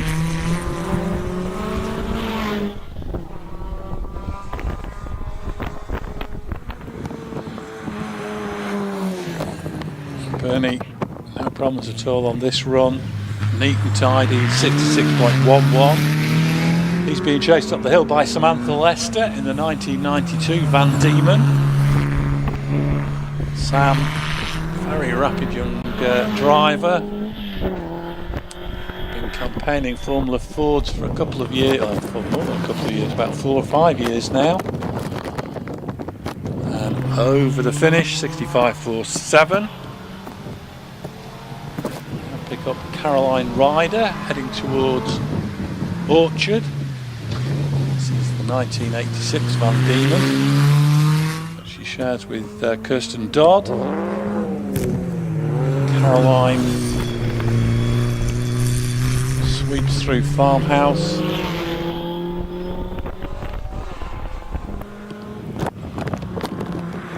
Into Quarry.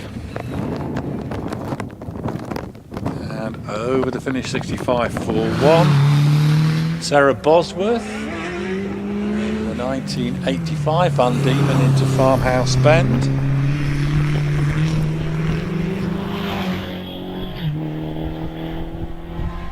Sarah just Quarry to negotiate, and she's over the finish, 63.72.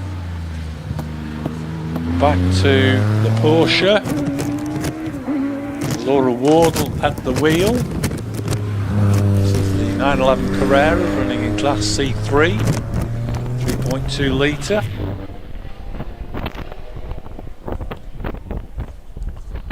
Laura up into the final elements. Debbie Dunbar past the commentary. Sorry, Debbie Summers past the commentary box. Time for Laura Wardle 71.29, and for Debbie 56.74 in the DJ Firestorm. Andrew Short round Farmhouse.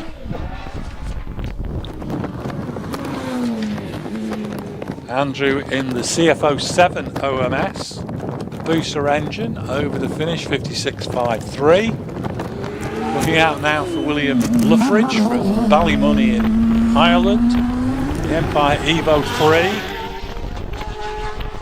Charging up towards the top of the hill. Made its competition debut here at Harewood in May. William over the finish, 56.59. Out now for the Empire Wraith of Rob Capper. Into and out of Orchard.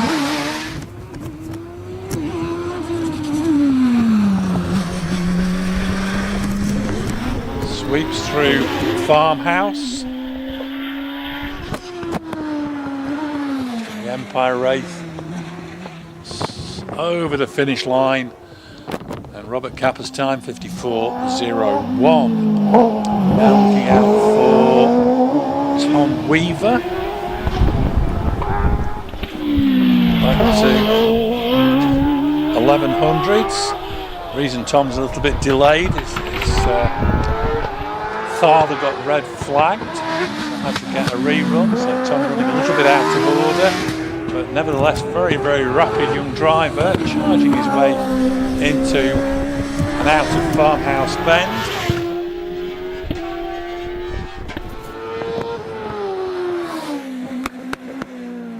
And Tom over the finish, 53.35. Now move into J2. And it's Andy Greenan at the wheel of his Empire Evo 3, 1.6 booster engine.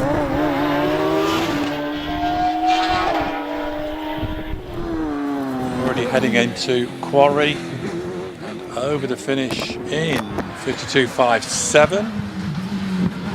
Followed on the hill by David Warburton. Ooh, the back end slid through Orchard, but held nicely by David. Whether that's lost him any time. He's out of Farmhouse, powering his way up to the top of the hill. And David Warburton over the finish, 50.77. Heading towards Orchard at the moment. Richard Spedding in the GWR Raptor 2. He's the class record holder of this car.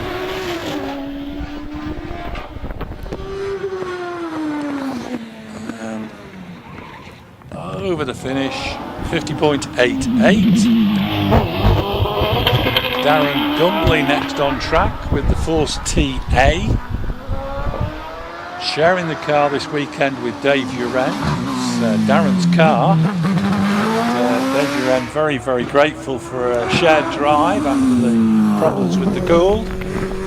Darren already out of Farmhouse Bend, powering his way to the top of the hill. Darren, a little bit of a lock-up at the apex. He's through the finish 53.42. We're now looking out for Ian Tucker in the OMS 28. This runs the 1670cc booster engine.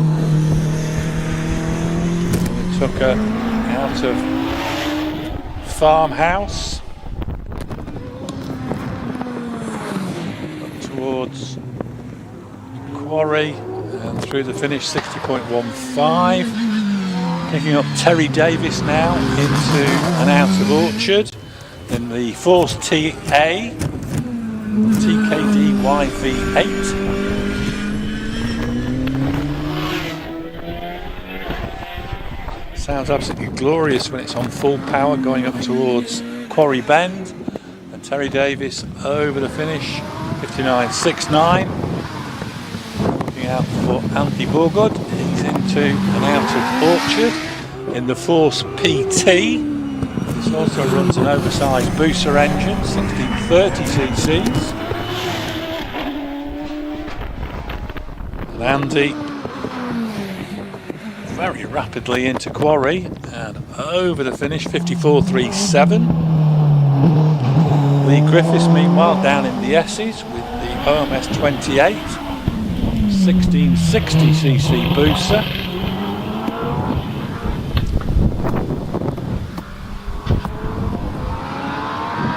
Lee currently second quickest in practice, 53.05.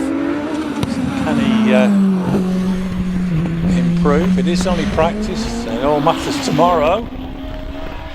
Lee charging up to Quarry in the sunshine, round the corner, over the finish, 53.17, and doesn't improve on his second run time. Meanwhile, Einan Price heads towards Orchard. Einan in the Force TA. This is the largest of the booster engine configuration, 1720cc's. And Einan, who's been the quickest so far with a 51.75 on his first run, does a 52.28. Now into the final runner in Class K1, Jonathan Varley in the GWR Predator. Another car running the TKD YV8. And Jonathan into and out of Quarry, 51.22.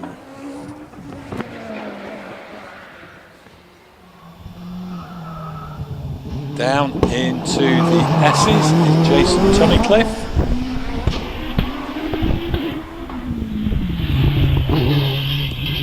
Jason into and out of Country Corner, over towards Willow, now heading towards Orchard.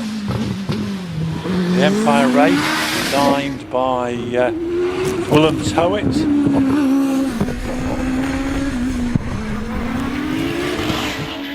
Jason powering his way up towards the top of the hill. Jason over the finish, 52.31.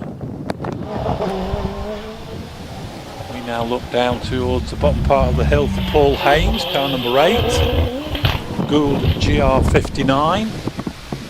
This is the 1300cc turbocharged booster engine, similar to Jason Tunnicliffe's. And Paul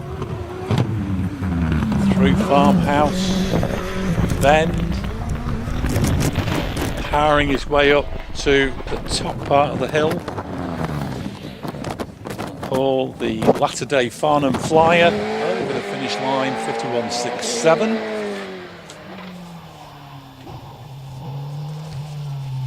Down into the S's, Sue Young in the Gould GR51.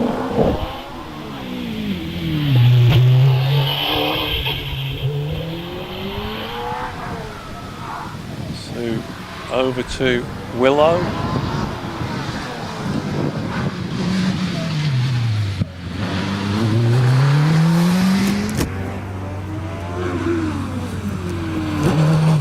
Soon into Farmhouse.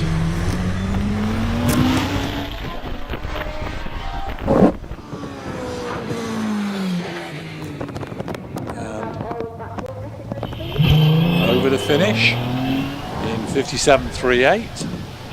Paul Crute out of Willow heading towards Orchard in the OMS 28 with the V6 Jag engine.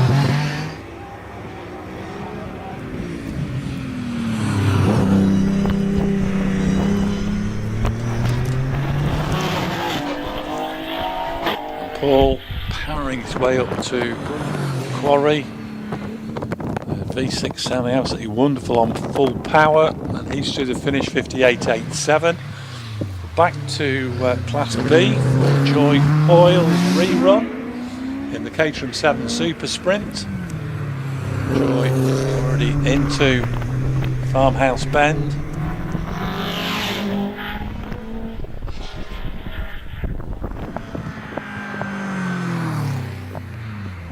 Up through Quarry, takes a very wide line through the corner and over the finish 64.31. Back to the over 2 litre single seaters, Oliver Tomlin out of Orchard, heading towards Farmhouse. The Judd powered Pilbeam.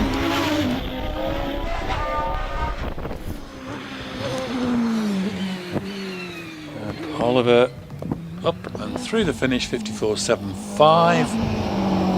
Now the S's, it's Harry Pick with this all-new OMS 28 3.2 litre Cosworth XD engine.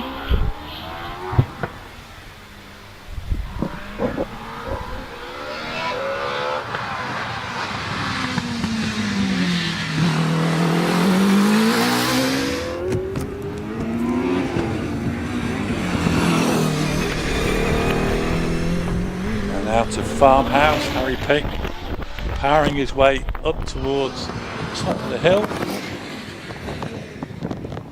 And over the finish 56.64, good improvement over his first 2 practice runs as he gets to know this new car. Picking up the next runner, which is Steve Owen in a similar OMS 28, but this with the 2.7 litre RPE V8. Steve Owen out of Farmhouse Bend.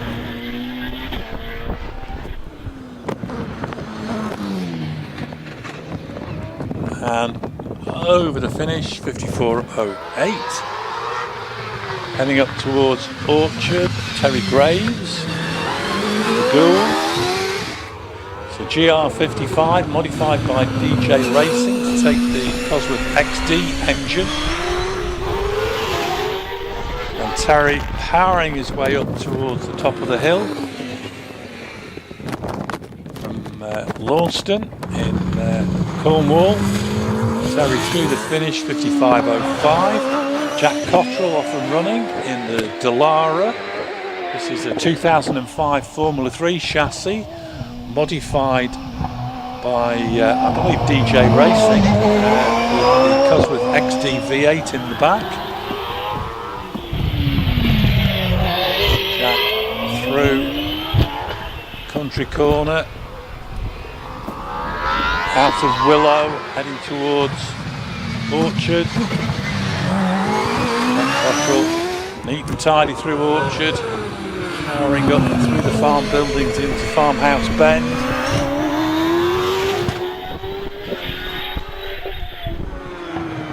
Jack Cottrell into Quarry for the last time today, 53.06. Into Orchard, it's Will Hall, the latest Gould GR59J, Judd V8. Will getting more and more comfortable in the car and how it handles. And sweeps through the final corner 49.66. He's followed on the hill by Matt Ryder.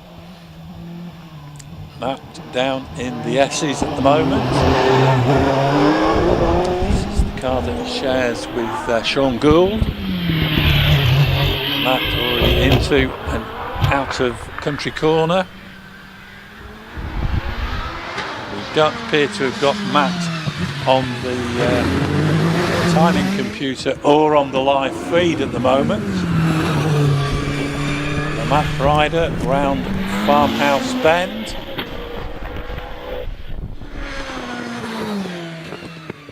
Powering his way up to the top of the hill, and he's over the finish, but we don't seem to have got a time for Matt.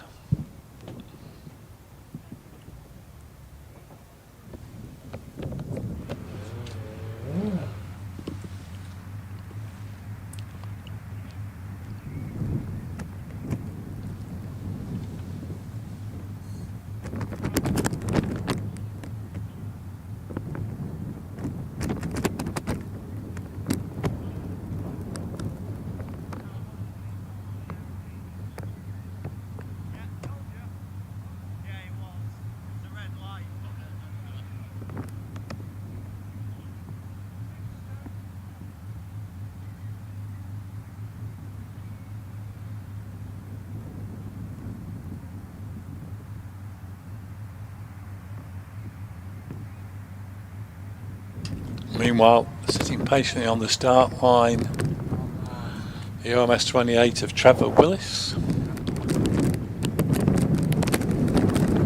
Trev into launch mode and away.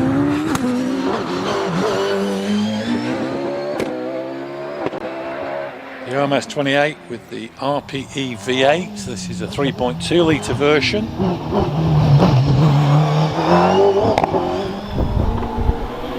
Out of Chippy's, heading up into country corner.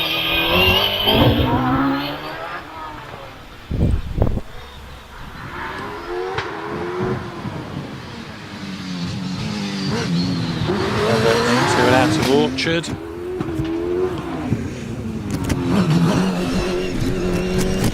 Through Farmhouse Bend. Powering his way up to Quarry. Trevor over the finish, 49.98. Away from the start line, Scott Moran.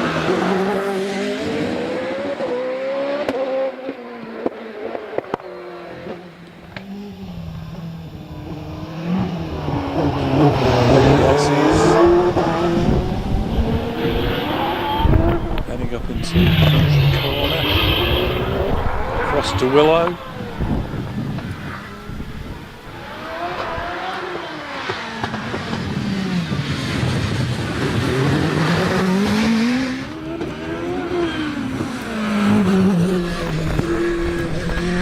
Round Farmhouse Bend, the Gould GR59J, and up through the finish, 48.84. Away from the start line, Wallace Mingies in the Gould GR59 with the Cosworth XD engine, 3.3 litres. Scott Moran's 48.84, the fastest that we've seen today in practice for Class L. Wallace heading over towards Willow, up towards Orchard.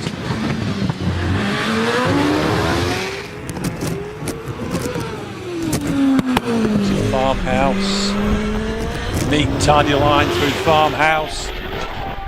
Back on the loud pedal as he charges up towards the top of the hill. Wallace up through the finish, 50.12. Not as quick as he was earlier today. On the hill at the moment, John Mackenzie in the Ford Cortina Mark 1, running in Class M.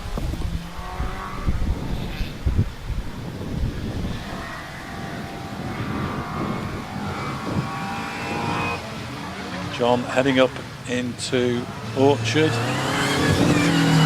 through Orchard.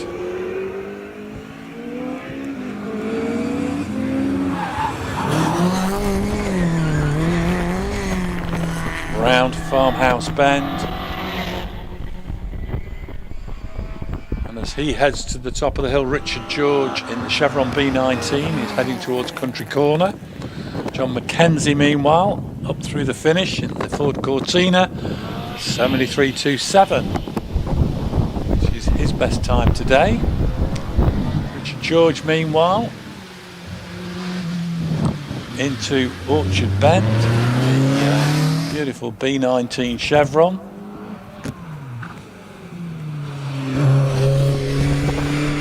Around Farmhouse Bend.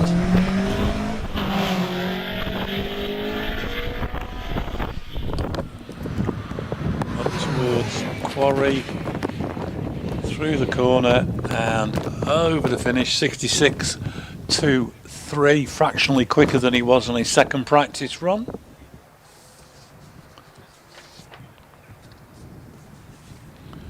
And I think that is the end of the British Hillclimb Championship class practices for the day.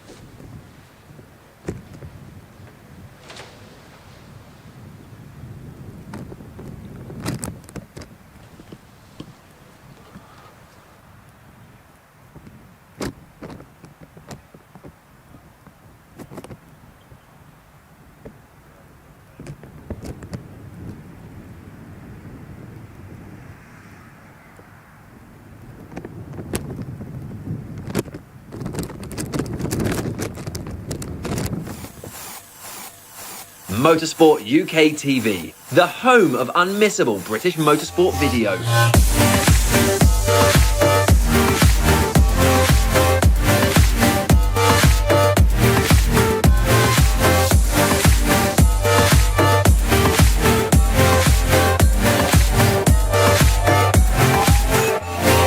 Bringing you all the action from the British Championships. Taking you behind the scenes. Giving you top tips to succeed in every discipline. Showcasing the best equipment. And much, much more. Visit motorsportuk.tv today and make sure you never miss a moment.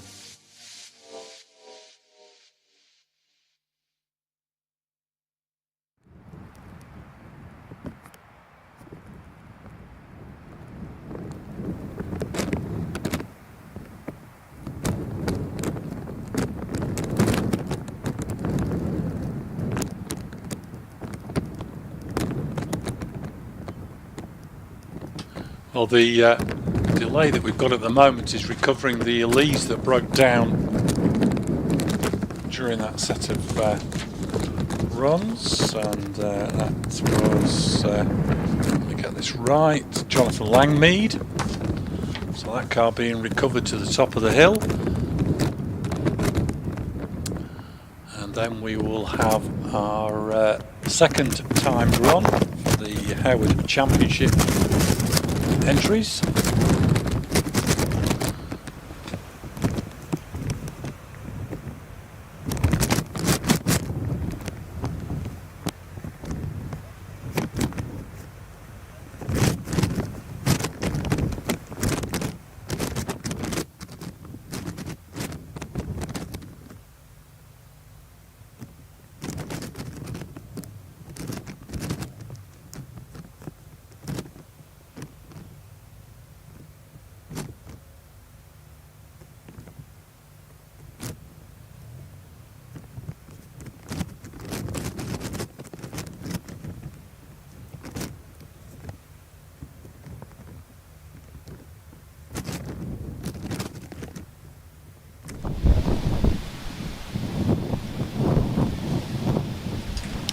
also got the Honda S2000 being recovered from the bottom of the hill as well. That's Rodney Iles' car. Well, these two cars, when they get to the top of the hill, that should allow the marshals to clear the course.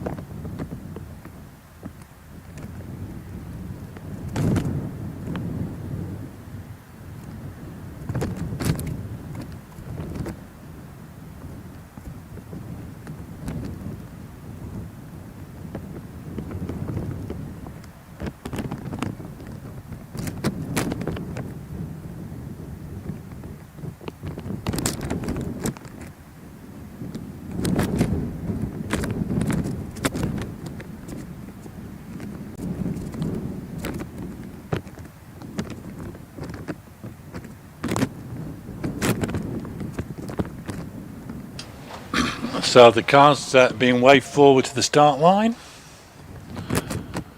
and leading the way, Adam Riley.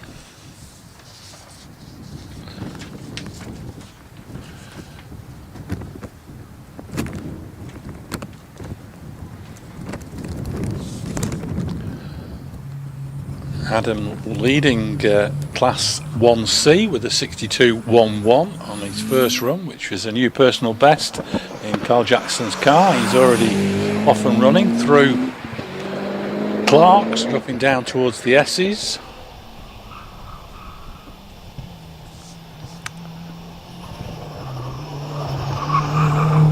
Into Chippies. Back end slithering for grip as he came out of Chippies into and out of Country Corner, through Willow. Now on the run to Orchard. And Riley slithers round Orchard, powering his way up through the farm buildings into Farmhouse Bend. Charging up towards the top of the hill. Adam Riley, late braking over the finish. 62.52, not as quick as he was on his first time run, but still leads the class. Josh Saxton, meanwhile, into Farmhouse Bend in the Z-Tech powered Westfield, did a 72.67 on his first run to be in second place in class behind Roger Legg. Josh over the finish, 71.82, nice improvement there. Closes in a little bit to Roger, heading up towards the top of the hill at the moment. Chris Bramall in the Z-Tech powered Caterham 7, running in Class 2B, and he's through the finish, improves to 65.3, and goes into the lead of the class. Heading towards Farmhouse, Stephen Ripley in the smart Roadster Blue Wave. 698cc turbocharged engine. Stephen did a 79.21 on his first run in far from ideal conditions, and he's over the finish with a new personal best, 76.05. Great improvement there for Stephen Ripley. Chris Donaldson into an out of farmhouse in the Rover Mini Cooper S, 81.06 on his first run was a new personal best for Chris. And again, the conditions have improved since then. So what can he do on this run? He's over the finish, 81.03, fractionally quicker. Laura Houseman already out of Farmhouse Bend in the little VW Lupo. Laura into Quarry and over the finish, slightly slower than earlier, 75.88. David Kemp in the Fiat Panda into and out of Farmhouse. A little 100 horsepower Fiat working overtime, 82.25 on his first run. What can David do this time? Over the finish, 81.56. Heading out of Farmhouse at the moment. That is Mark Laybourne in the Citroen Saxo.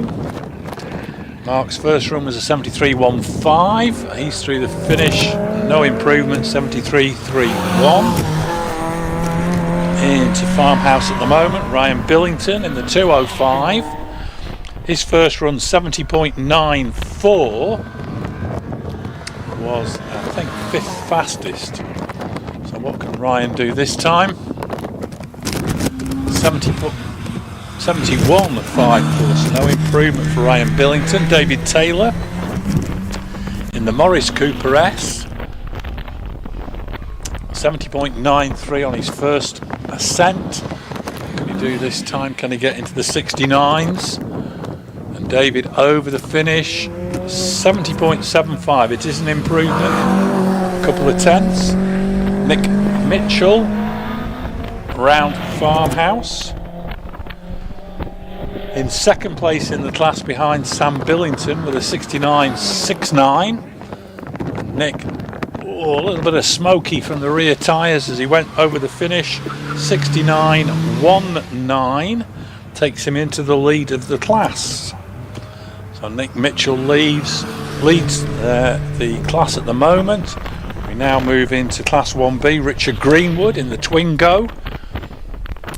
Richard's first run, a 73.01. So he'll be looking to improve on that if he can. And it's exactly the same, 73.01. So very consistent. Rob Marfleet already out of Farmhouse Bend in the MX-5. That's a new PB, 68.22. A little bit of a swerve under braking for Quarry. He's through the finish. Another personal best, 67.86 for Rob Marfleet. Down at the bottom of the hill, Roger Cheek in the Rover 216 SLI. This is Roger's first ever hill climb event. He's already into and out of Willow. Did a 78.61 on his first timed run. And he's into and out of Orchard. Heading up to Farmhouse. Through Farmhouse Bend. Meanwhile, John Ellis in the Honda Civic Type R heads towards Orchard. Roger Cheek, meanwhile, heading for the finish and through it in 77.55, which is a new PB. John Ellis into and out of Farmhouse. Sets a new personal best, 71.01 on his first run. Can he get into the 72nd bracket this time up the hill? Like he can do with a 70.47, so another personal best notched for John Ellis. Paul Robson in the Toyota MR2 Mark III into Farmhouse Bend. Quite a few of these cars being hill climbed up in Scotland. Paul Robson set a new PB 73.27 on his first run. Paul over the finish improves to 72.97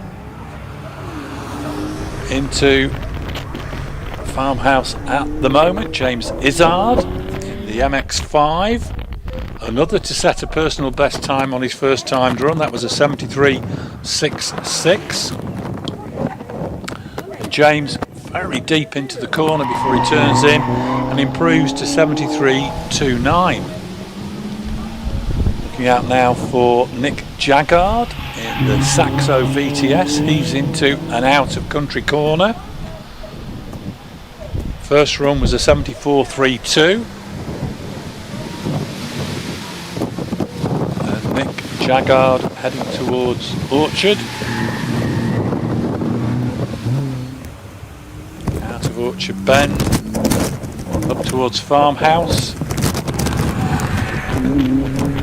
As he rounds Farmhouse Bend, Ian Downey heads towards Country Corner. Nick Jaggard en route to the finish. Can he get into the 73s? No, it's another 74. It's slower than before, a 74.58 for Nick Jaggard. Ian Downey, meanwhile, in the Clio 197, out of Orchard Bend, heading towards Farmhouse. Posted a 73.52 on his first run.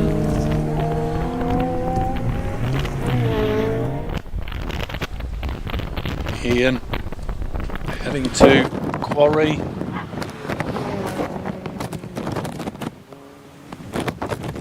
And over the finish, slightly slower than earlier, 73.72. Charlie Deere into and out of Orchard in the Toyota Celica 190. Charlie's first run was a 69.52. Over the finish, 68.77. Gets to within a tenth of a second of his PB. Shane Jowett into and out of Farmhouse in the second of the Honda Civic Type R's in this class. Did a 66.98 on his first run. Just 3/10 away from his PB. And it's 67 seconds this time, so no improvement for Shane. Steve Clay in the MX5 heads towards Farmhouse. He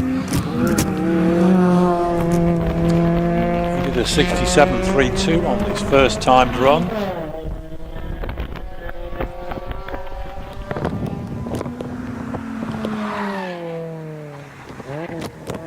Very late braking, hazard warning lights flashing. He's over the finish, 66.03. Handy improvement over that first timed run. David Sykes into Farmhouse Bend in the 205 GTI. Posted a 67.13 on his first run. Needs to get a little bit closer to his PB to move up the order. And David over the finish, slightly slower, 67.34. Tony Pickering into and out of Farmhouse Bend in the Clio Sport 182. He was also in the 67 second bracket on his first run. And Tony over the finish, 66.44, over a second quicker. David Marshall heading towards Farmhouse. Let me just double check this. The class leading Peugeot 205 GTI. 65.55 on his first run. Charges into Quarry. Oh, has to adjust the steering at the last minute. 65.6, not as quick. Michael Thompson now in the Honda S2000. 68.25 on his first run. Left him a little bit out of the top three. Can he improve on that? This time, yes he can, with a 64.79, which takes him into the lead of the class. So from being about 6th or 7th in the class, he takes the lead. Rounding Farmhouse at the moment, Martin Hindley in the big Volvo 850 T5 Estate. Had issues on his first run with the rotational delay at the top of the hill.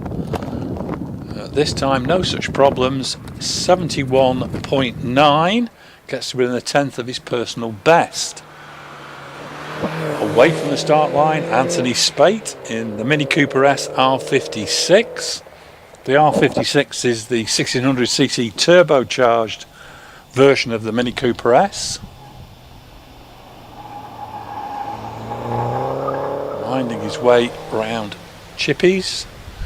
Anthony did a 72.92 for a new PB on his first run.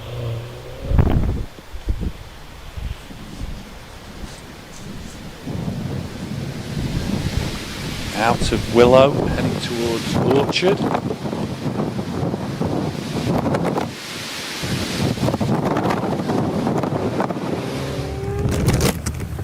Anthony Spate heading now into Farmhouse Bend.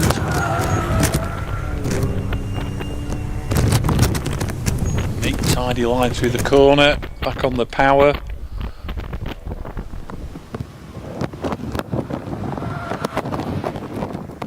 And Anthony Spate over the finish, slightly slower than earlier, 73.78. Picking up Martin Hodgson now as he heads towards Willow in the Mini Cooper S R53. This is the supercharged version. Set a new personal best on his first run, 76.28. So can he improve on that?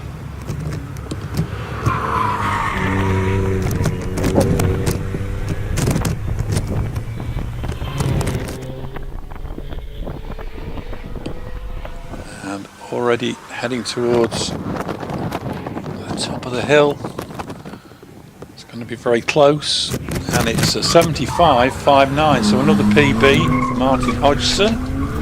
Graham Cressy charging up the hill in the BMW 130i, possibly handicapped by the baby seat in the back, and he's a little bit of a weave as he went round Quarry over the finish. 71.27, a nice improvement of over a second. Heading into Farmhouse at the moment, Jim Howarth from Hoyk. 73.22 on his first run. He was a couple of seconds away from his PB that time. So going to get closer in. And it's a 71.1, so he does close in on his PB. Carl Jackson past the commentary box in the Honda S2000.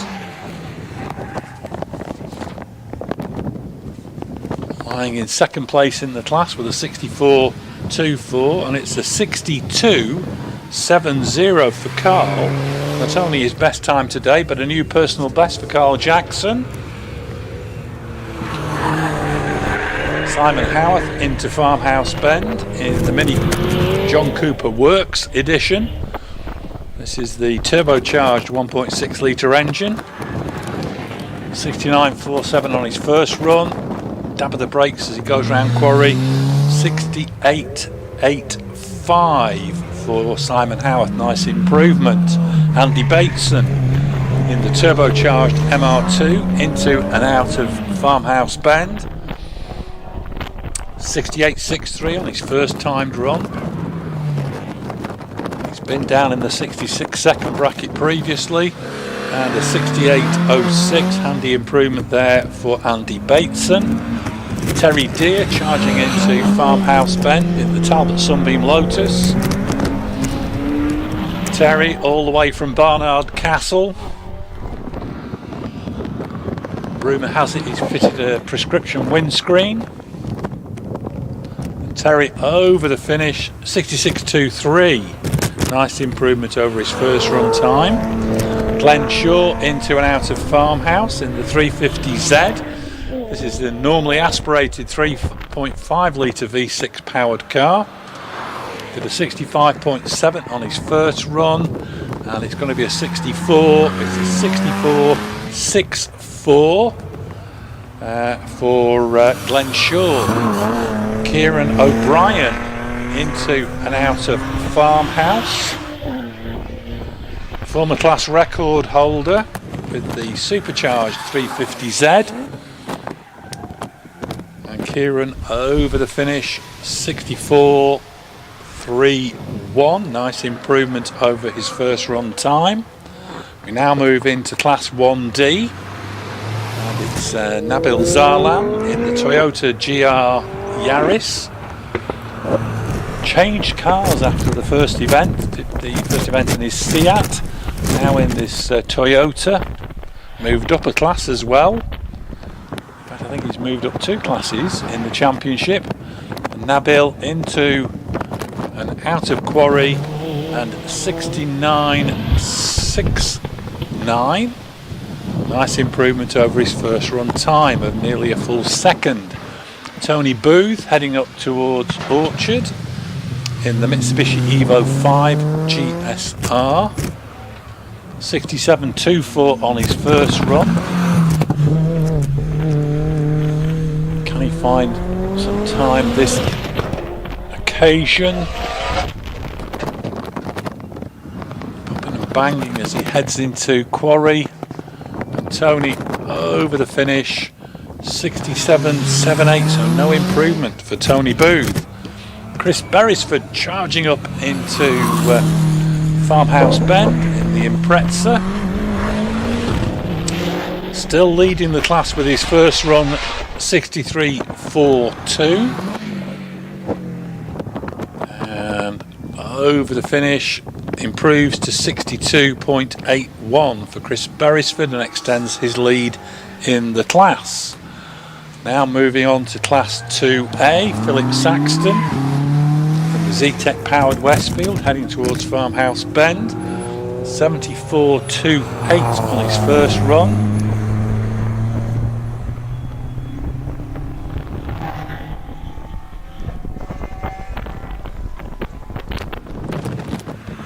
Philip just quarry to negotiate. And over the finish, 72.31 into Farmhouse at the moment. Roger Legg in the Caterham 7, powered by the Ford Sigma 1.6 engine. Roger's first run time 70.88, still has him in the lead of the class, and he's through the finish, improves to 70.11. Looking out now for John Reed in the MEV Exo set, 2-litre MX-5 engine. John from Hartlepool did a 78.5 on his first run, but the conditions far better at the moment, so looking for an improvement, and he's through the finish. 77.25, a new PB for John Reed. John Heseltine into Farmhouse with the Listabel STR. This Stratos replica runs the 3.2-litre Alpha V6 engine. And John, just clips the grass at quarry, but over the finish, 66.12 to extend his lead in the class over Matt Bramall. Heading into Farmhouse at the moment, Steve Markham in the first of our Lotus Elise.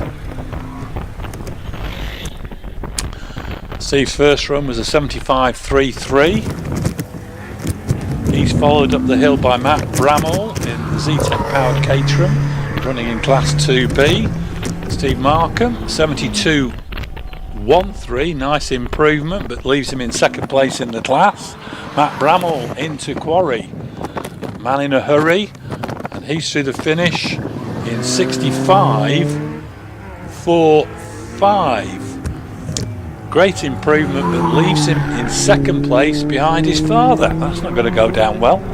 David Leach, meanwhile, out of Farmhouse Bend in the class-leading Lotus Elise, did a 66.4 on his first run, and David sweeps through the finish line he did a 66.4, it's a 64.6 this time, so nice improvement. Heading into Farmhouse at the moment, Steve Nicol. Steve Nicol in the dual-driven Saxo, running in Class 1A, 73.5 on his first run.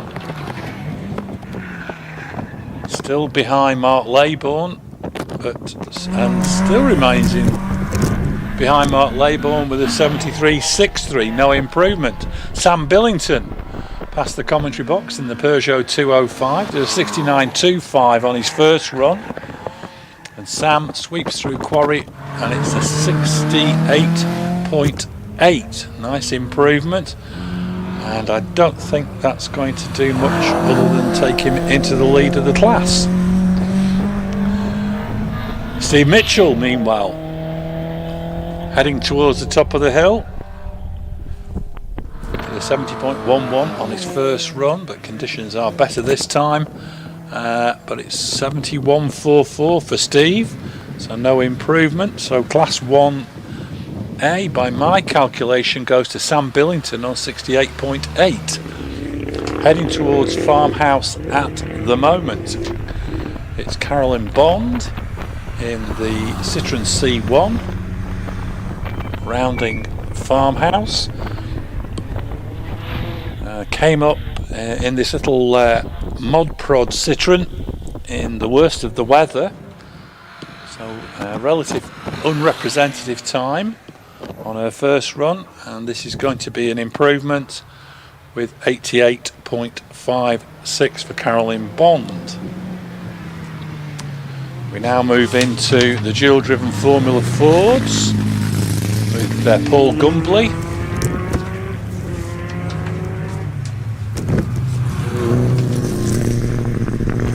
Paul did a 70.99 on his first run in the Swift. So can he get into the 69s? No, is the short answer, and slightly slower than earlier, 72.93.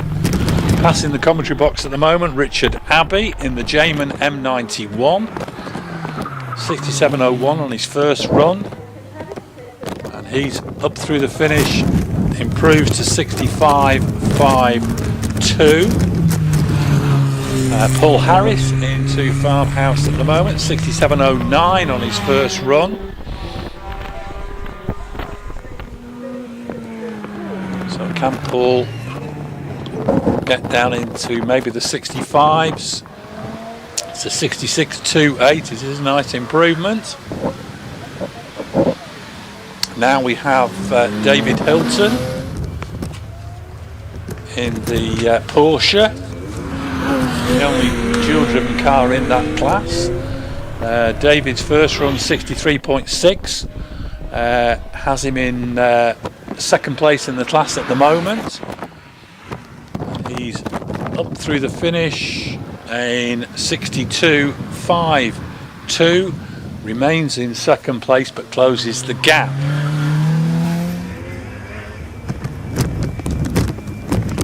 Now moving on to Class 2F with Zoe Shearman in the Lotus Exige. Set a new personal best, 69.09 on her first run. And Zoe up through the finish, and great improvement, new PB, 67.95. Peter Vincent out of Farmhouse in the VX220 Supercharged. Still leads the class with his first run, 67.86. And he's through the finish, 64.78, so extends his lead. We now have David Spall heading into Farmhouse Bend with the Austin Mini. First run 69.52. David has a couple of minis that he competes here at Harewood with.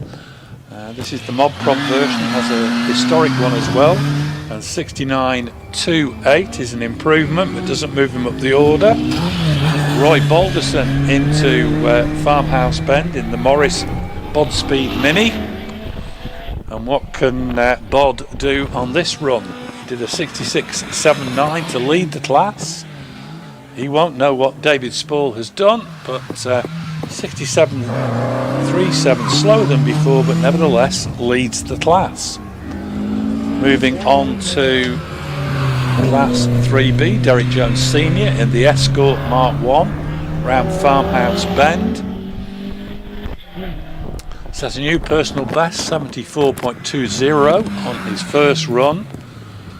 Derek, over the finish, improves again to 72.06, so good improvement there of over 2 seconds. Taras Andrusin in the Renault Clio 172 out of Farmhouse, 69.13 on his first run, 300ths shy of his PB. Taras over the finish, new personal best, 67.94. 67.94, leaves him in third place. Stuart Stelling in the Escort RS 2000, leading the class with a 63.98, just 200ths away from his PB. And Stuart over the finish, 64.45, so slightly slower, but nevertheless still leading the class. On the start line, being pushed back at the moment, is Ralph Pinder.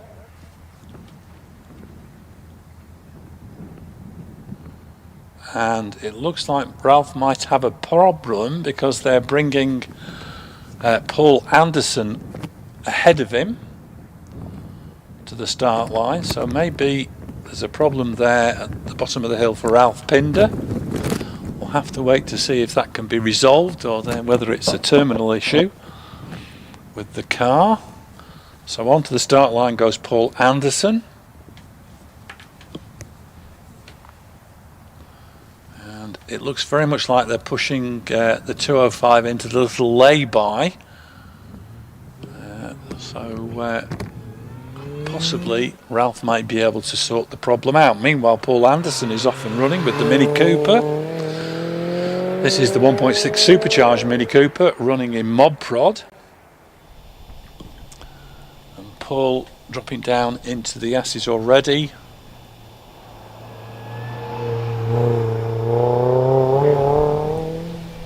Out of Chippies, heading up towards Country Corner. Posted a 70.35 on his first run, which was about 1.2 seconds away from his PB. Conditions are improving, and as Paul heads towards Farmhouse Bend, Damien Bradley is off and running. Damien down in the S's, sweeps out of the S's into Chippies. Meanwhile, Paul Anderson heading up towards the top of the hill. Damien Bradley into and out of country. Paul Anderson up through the finish, 69.78, handy improvement over his first run time. Damien Bradley, meanwhile, who set a new personal best, 57.34 on his first run, charging up through the farm buildings into Farmhouse Bend, powering his way out of there. 57.34 on that first run. Can he improve on that this time? It's going to be very, very close to that. It's a 56.7. Not only is it a new personal best, but it's a new class record for Damien Bradley. Well done, Damien.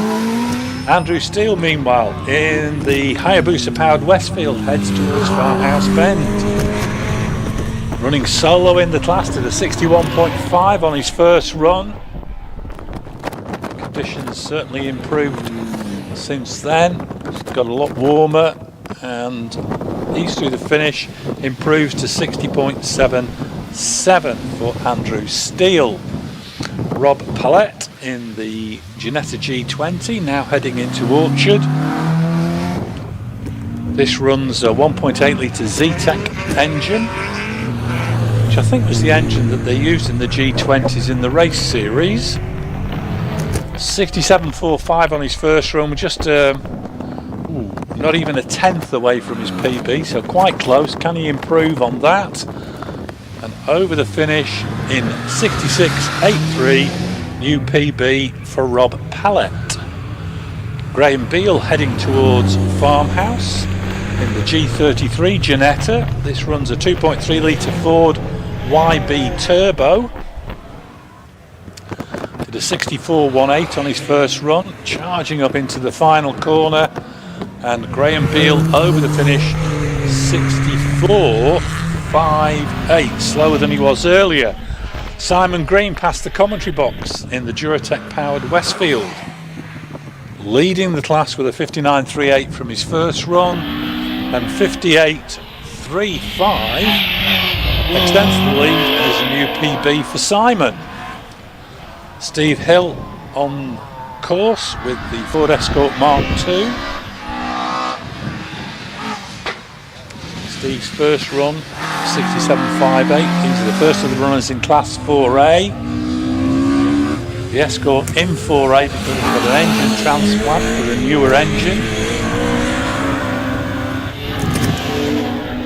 And Steve powering his way up to the top of the hill. Needs to be in the mid 66 second bracket to set a new PB. And it's drifted out to 68.66, no improvement. John Prickett out of Farmhouse with the Radical PR6. 57.73 on the first run, and John into and out of quarry, slower than he was earlier. 57.77 for John Prickett.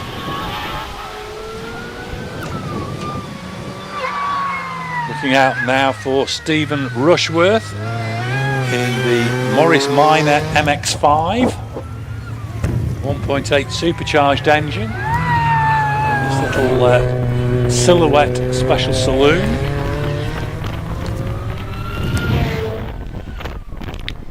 Big gout of flame as he went past the marshals. They'll be holding a barbecue any minute now. And Stephen Rushworth up through the finish. New personal best, 73.11. Rounding Farmhouse, Sean Crouch in RBS 8A. 59.85 on his first run. 57.94, nice improvement. Takes him into third place. Looking out now for Bob Bellaby. He's rounding Orchard. Bob's first run, a 59.9. This is the first event he's competed in this season. And Bob heading up towards the top of the hill, over the finish.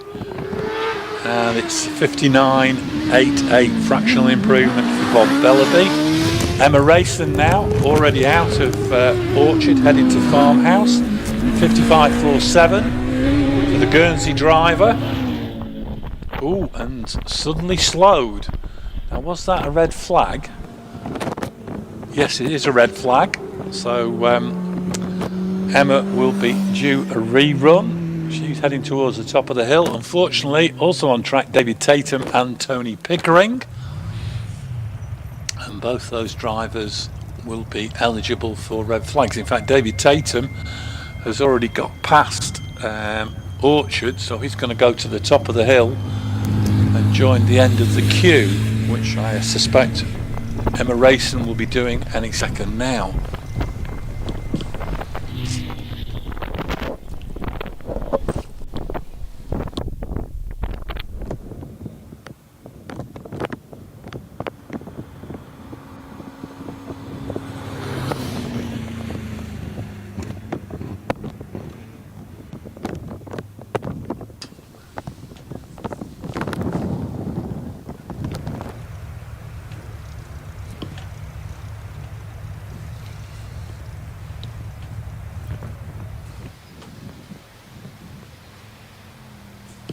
And Tony Pickering being encouraged to use the shortcut, which he does do.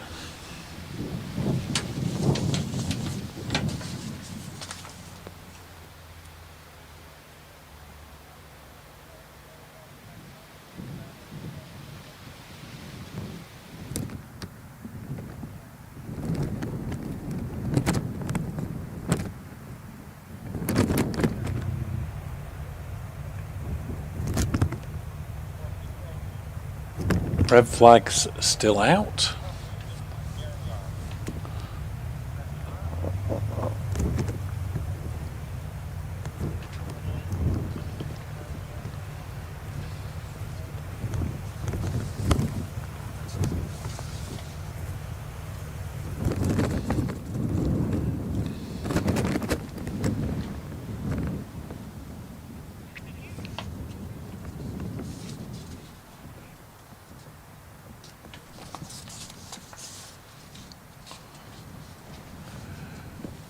Meanwhile, on the start line, we have Keith Bond in the Citroen C1, and he's away. Keith from Harewood, sweeping through Clark's, dropping down towards the S's. This little 1 litre mod prod into the S's already. Around Chippies, and that gets a little bit sideways coming out of Chippies, and Keith caught it nicely, got back on the power, now up into Country Corner.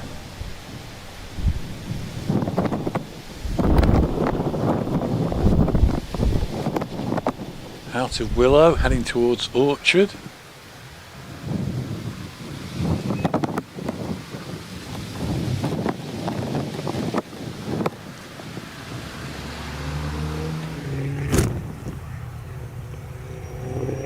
Keith Bond heads towards Farmhouse Bend. We're back with the Formula Fords off the start line with Sam Gumbley. So Keith Bond heading up towards the top of the hill with the little Citroen. And over the finish, slightly slower than he was earlier with 90.76, so that little moment down at the bottom of the hill causing him problems. Heading up into Orchard at the moment, Sam Gumbley in the Swift. Heading into Farmhouse Bend, Sam's first run was a 67.83.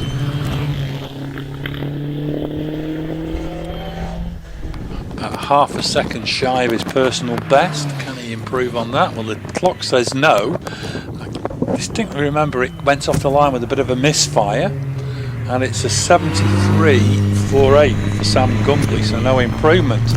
Carol Nichols out of Farmhouse Bend in the Mark IV Nike.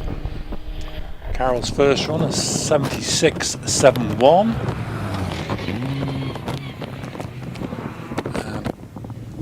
To Farmhouse at the moment, Andrew Abbey in the Jayman. Carol Nichols' time 76.94, no improvement. Andrew Abbey charging up towards the top of the hill in the Jayman from 1991, and over the finish.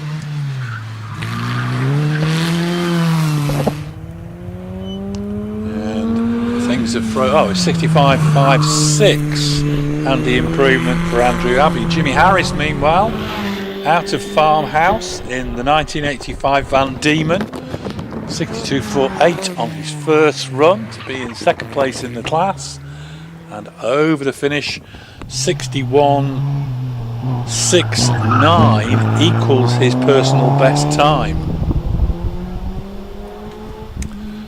So Rob Spedding into and out of Country Corner, and his time from Jimmy Harris has just relegated Rob Spedding to second place in the class, so he has to beat 61.69 to get back into the lead. Rob Spedding in the 1993 Vector has been a serial class winner at Harewood for the last couple of seasons with this car. Can he get that pace back? Can he get into the 60-second bracket? It's going to be very, very close.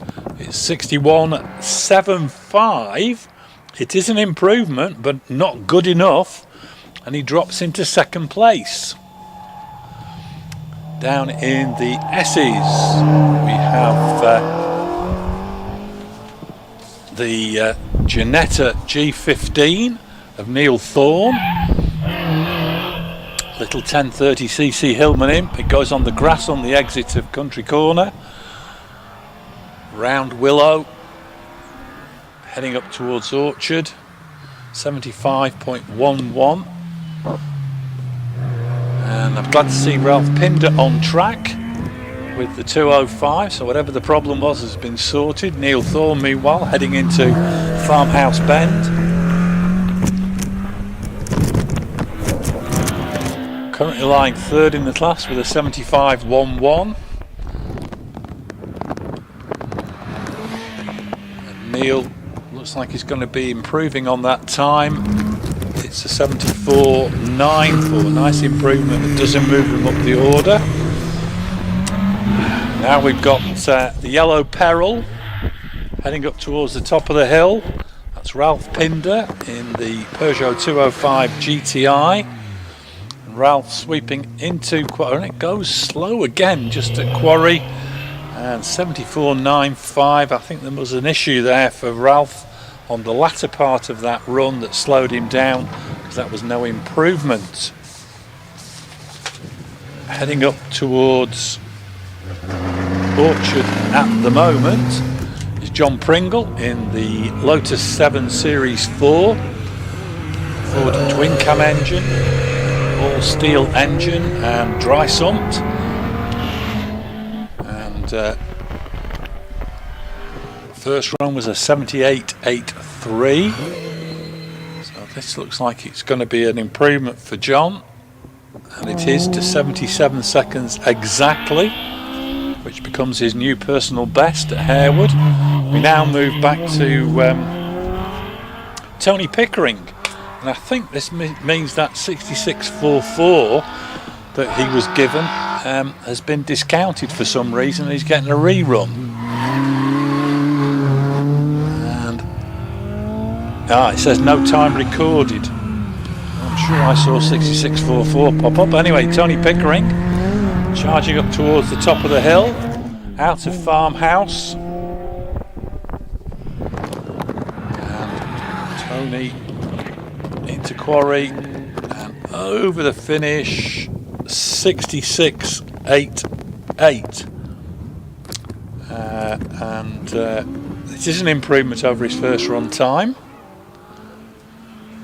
Now trying to pick up the next runner, 215 Glenn Collier in the Mark III Davrian Imp.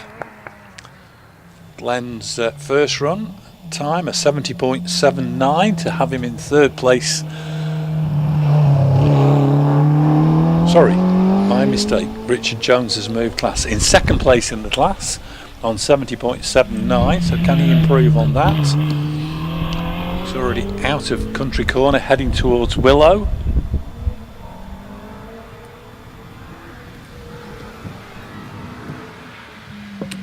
Needs to find over a second if he's to go ahead of Jim Johnstone. So Glenn Collier heading towards Farmhouse.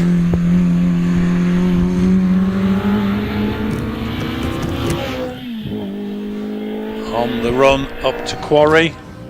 Also on the hill at the moment, the Elva Mark 7 of Richard Jones, and Glenn Collier 70.95, no improvement, so remains second in the class behind Jim Johnstone. Richard Jones in the Elva Mark 7 twin cam moved to class 6B. Richard out of Farmhouse Bend in this beautiful little Elva Mark 7, originally exported to America. 65.5 on his first run, 65.13 on his second, but that still leaves him in second place in the class behind James Baxter. Jim Johnstone now in the Triumph TR6, leading class 6A with a 69.5. Powering his way up towards the top of the hill. And Jim over the finish improves to 68.96, and extends that lead. burbling his way over towards Willow. Now heading towards Orchard is James Baxter in the Cooper T90. Formula 5000 Chevrolet V8 engine in the back of this single-seater. James, class record holder in 6B, powering his way to the top of the hill, did a 62.58 on his first run and improves to 61.59, which extends his lead. Glad to say that Philip Marfleet is on track at the moment in this unique Tadec TC5. This little single-seater built for Chris Meek. Popping and banging as he heads up through the farm buildings. Sounds more like they're doing clay pigeon shooting than motor racing. Philip Marfleet now crackling and popping and banging as he heads up towards the top of the hill. Up into Quarry and through the finish, 72.79 for Philip Marfleet. That becomes his personal best. We're into the Porsches. Stephen Jury into Farmhouse Bend with the 944. 67.77 on his first run. He'll be looking to get into the 66s, I'm sure, but it's a 67. It's a lower one, 67.29, so it is an improvement for Stephen. Martin Leach next in the 911E Outlaw. This is one of the early 911Es now with a 3-litre flat 6 engine. 68.8 on his first run was a new personal best for Martin.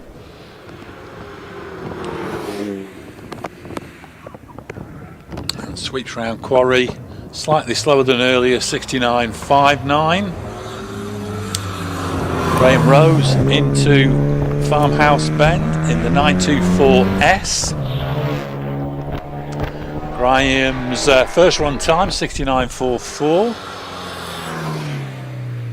And he's using every millimetre of track at the top of the hill, improves to 69.16. Pick up Howard Cressy now as he goes through Willow.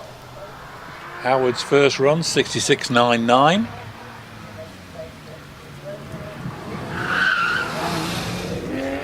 Howard heading towards Farmhouse Bend. So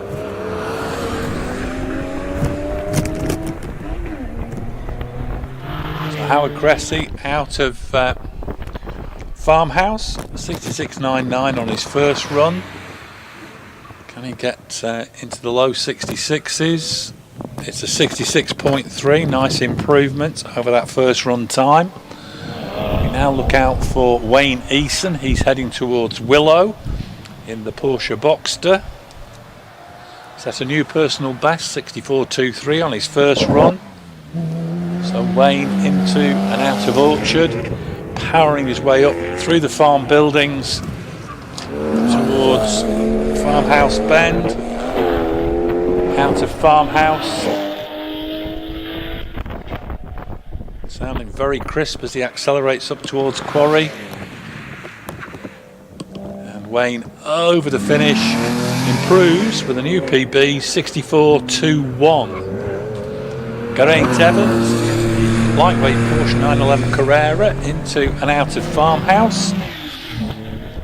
66.71 for Geraint on his first run. Can he get into the 65s? It's a 66.35, it's an improvement. Carl Lupton into and out of Farmhouse in the 944.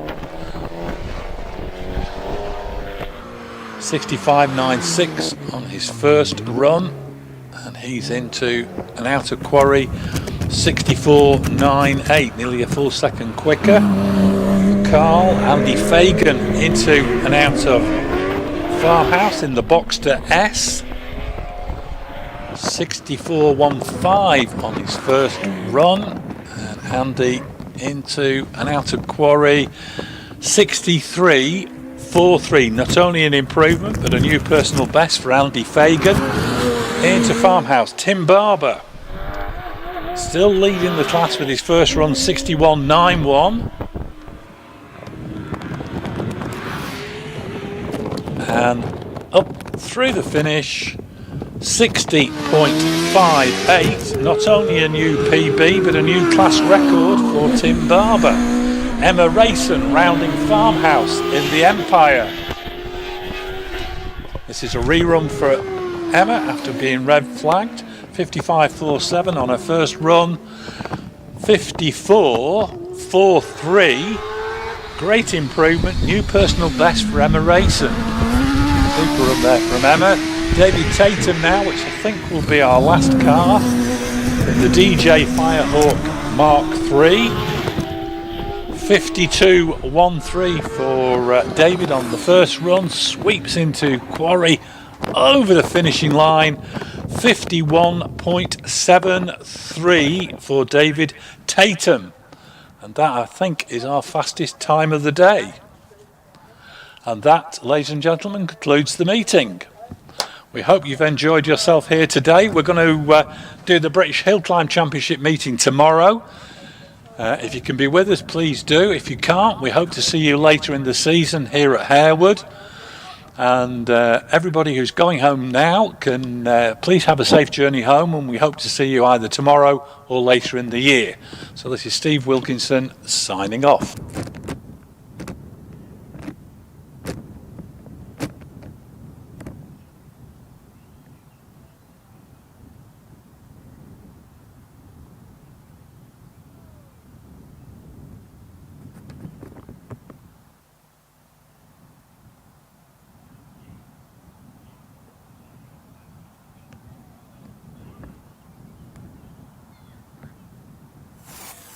Motorsport UK TV, the home of unmissable British motorsport videos.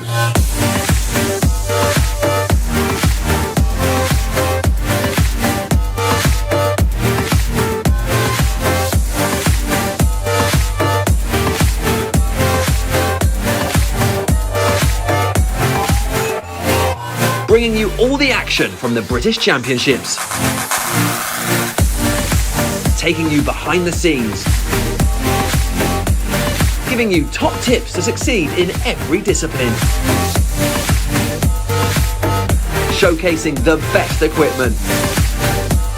And much, much more. Visit motorsportuk.tv today and make sure you never miss a moment.